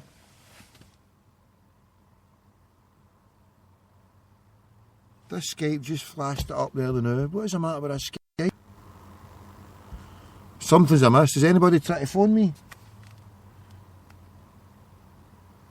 Is the calls coming through? Yeah, what's going down? How have you no phoned? Try to give me a complex. What's going down? Nobody phoned. Well, somebody did phone. Sorry, I do apologise.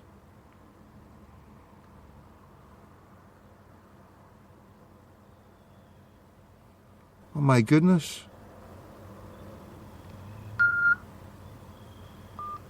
My goodness. I've just done all these shows. Is anybody trying to phone?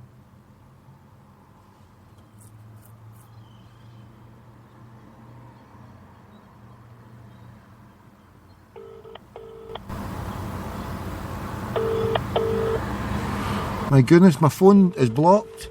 It's not taking any calls.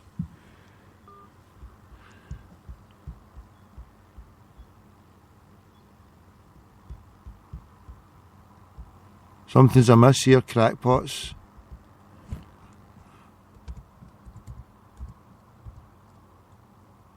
Something is amiss here, crackpots. Something is amiss. And I'm finishing now. No calls have been coming through for some reason. I'll need to get to the bottom to this.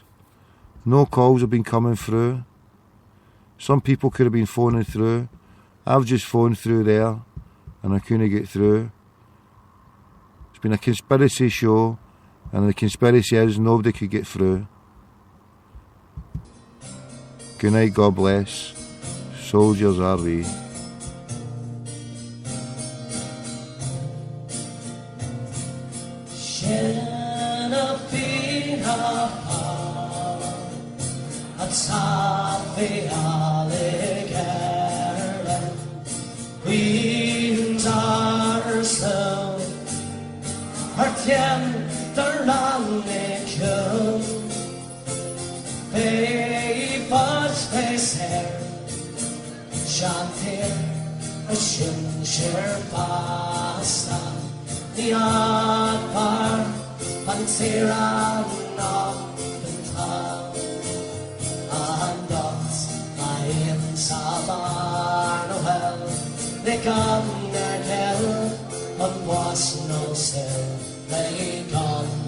Straight, the love of now be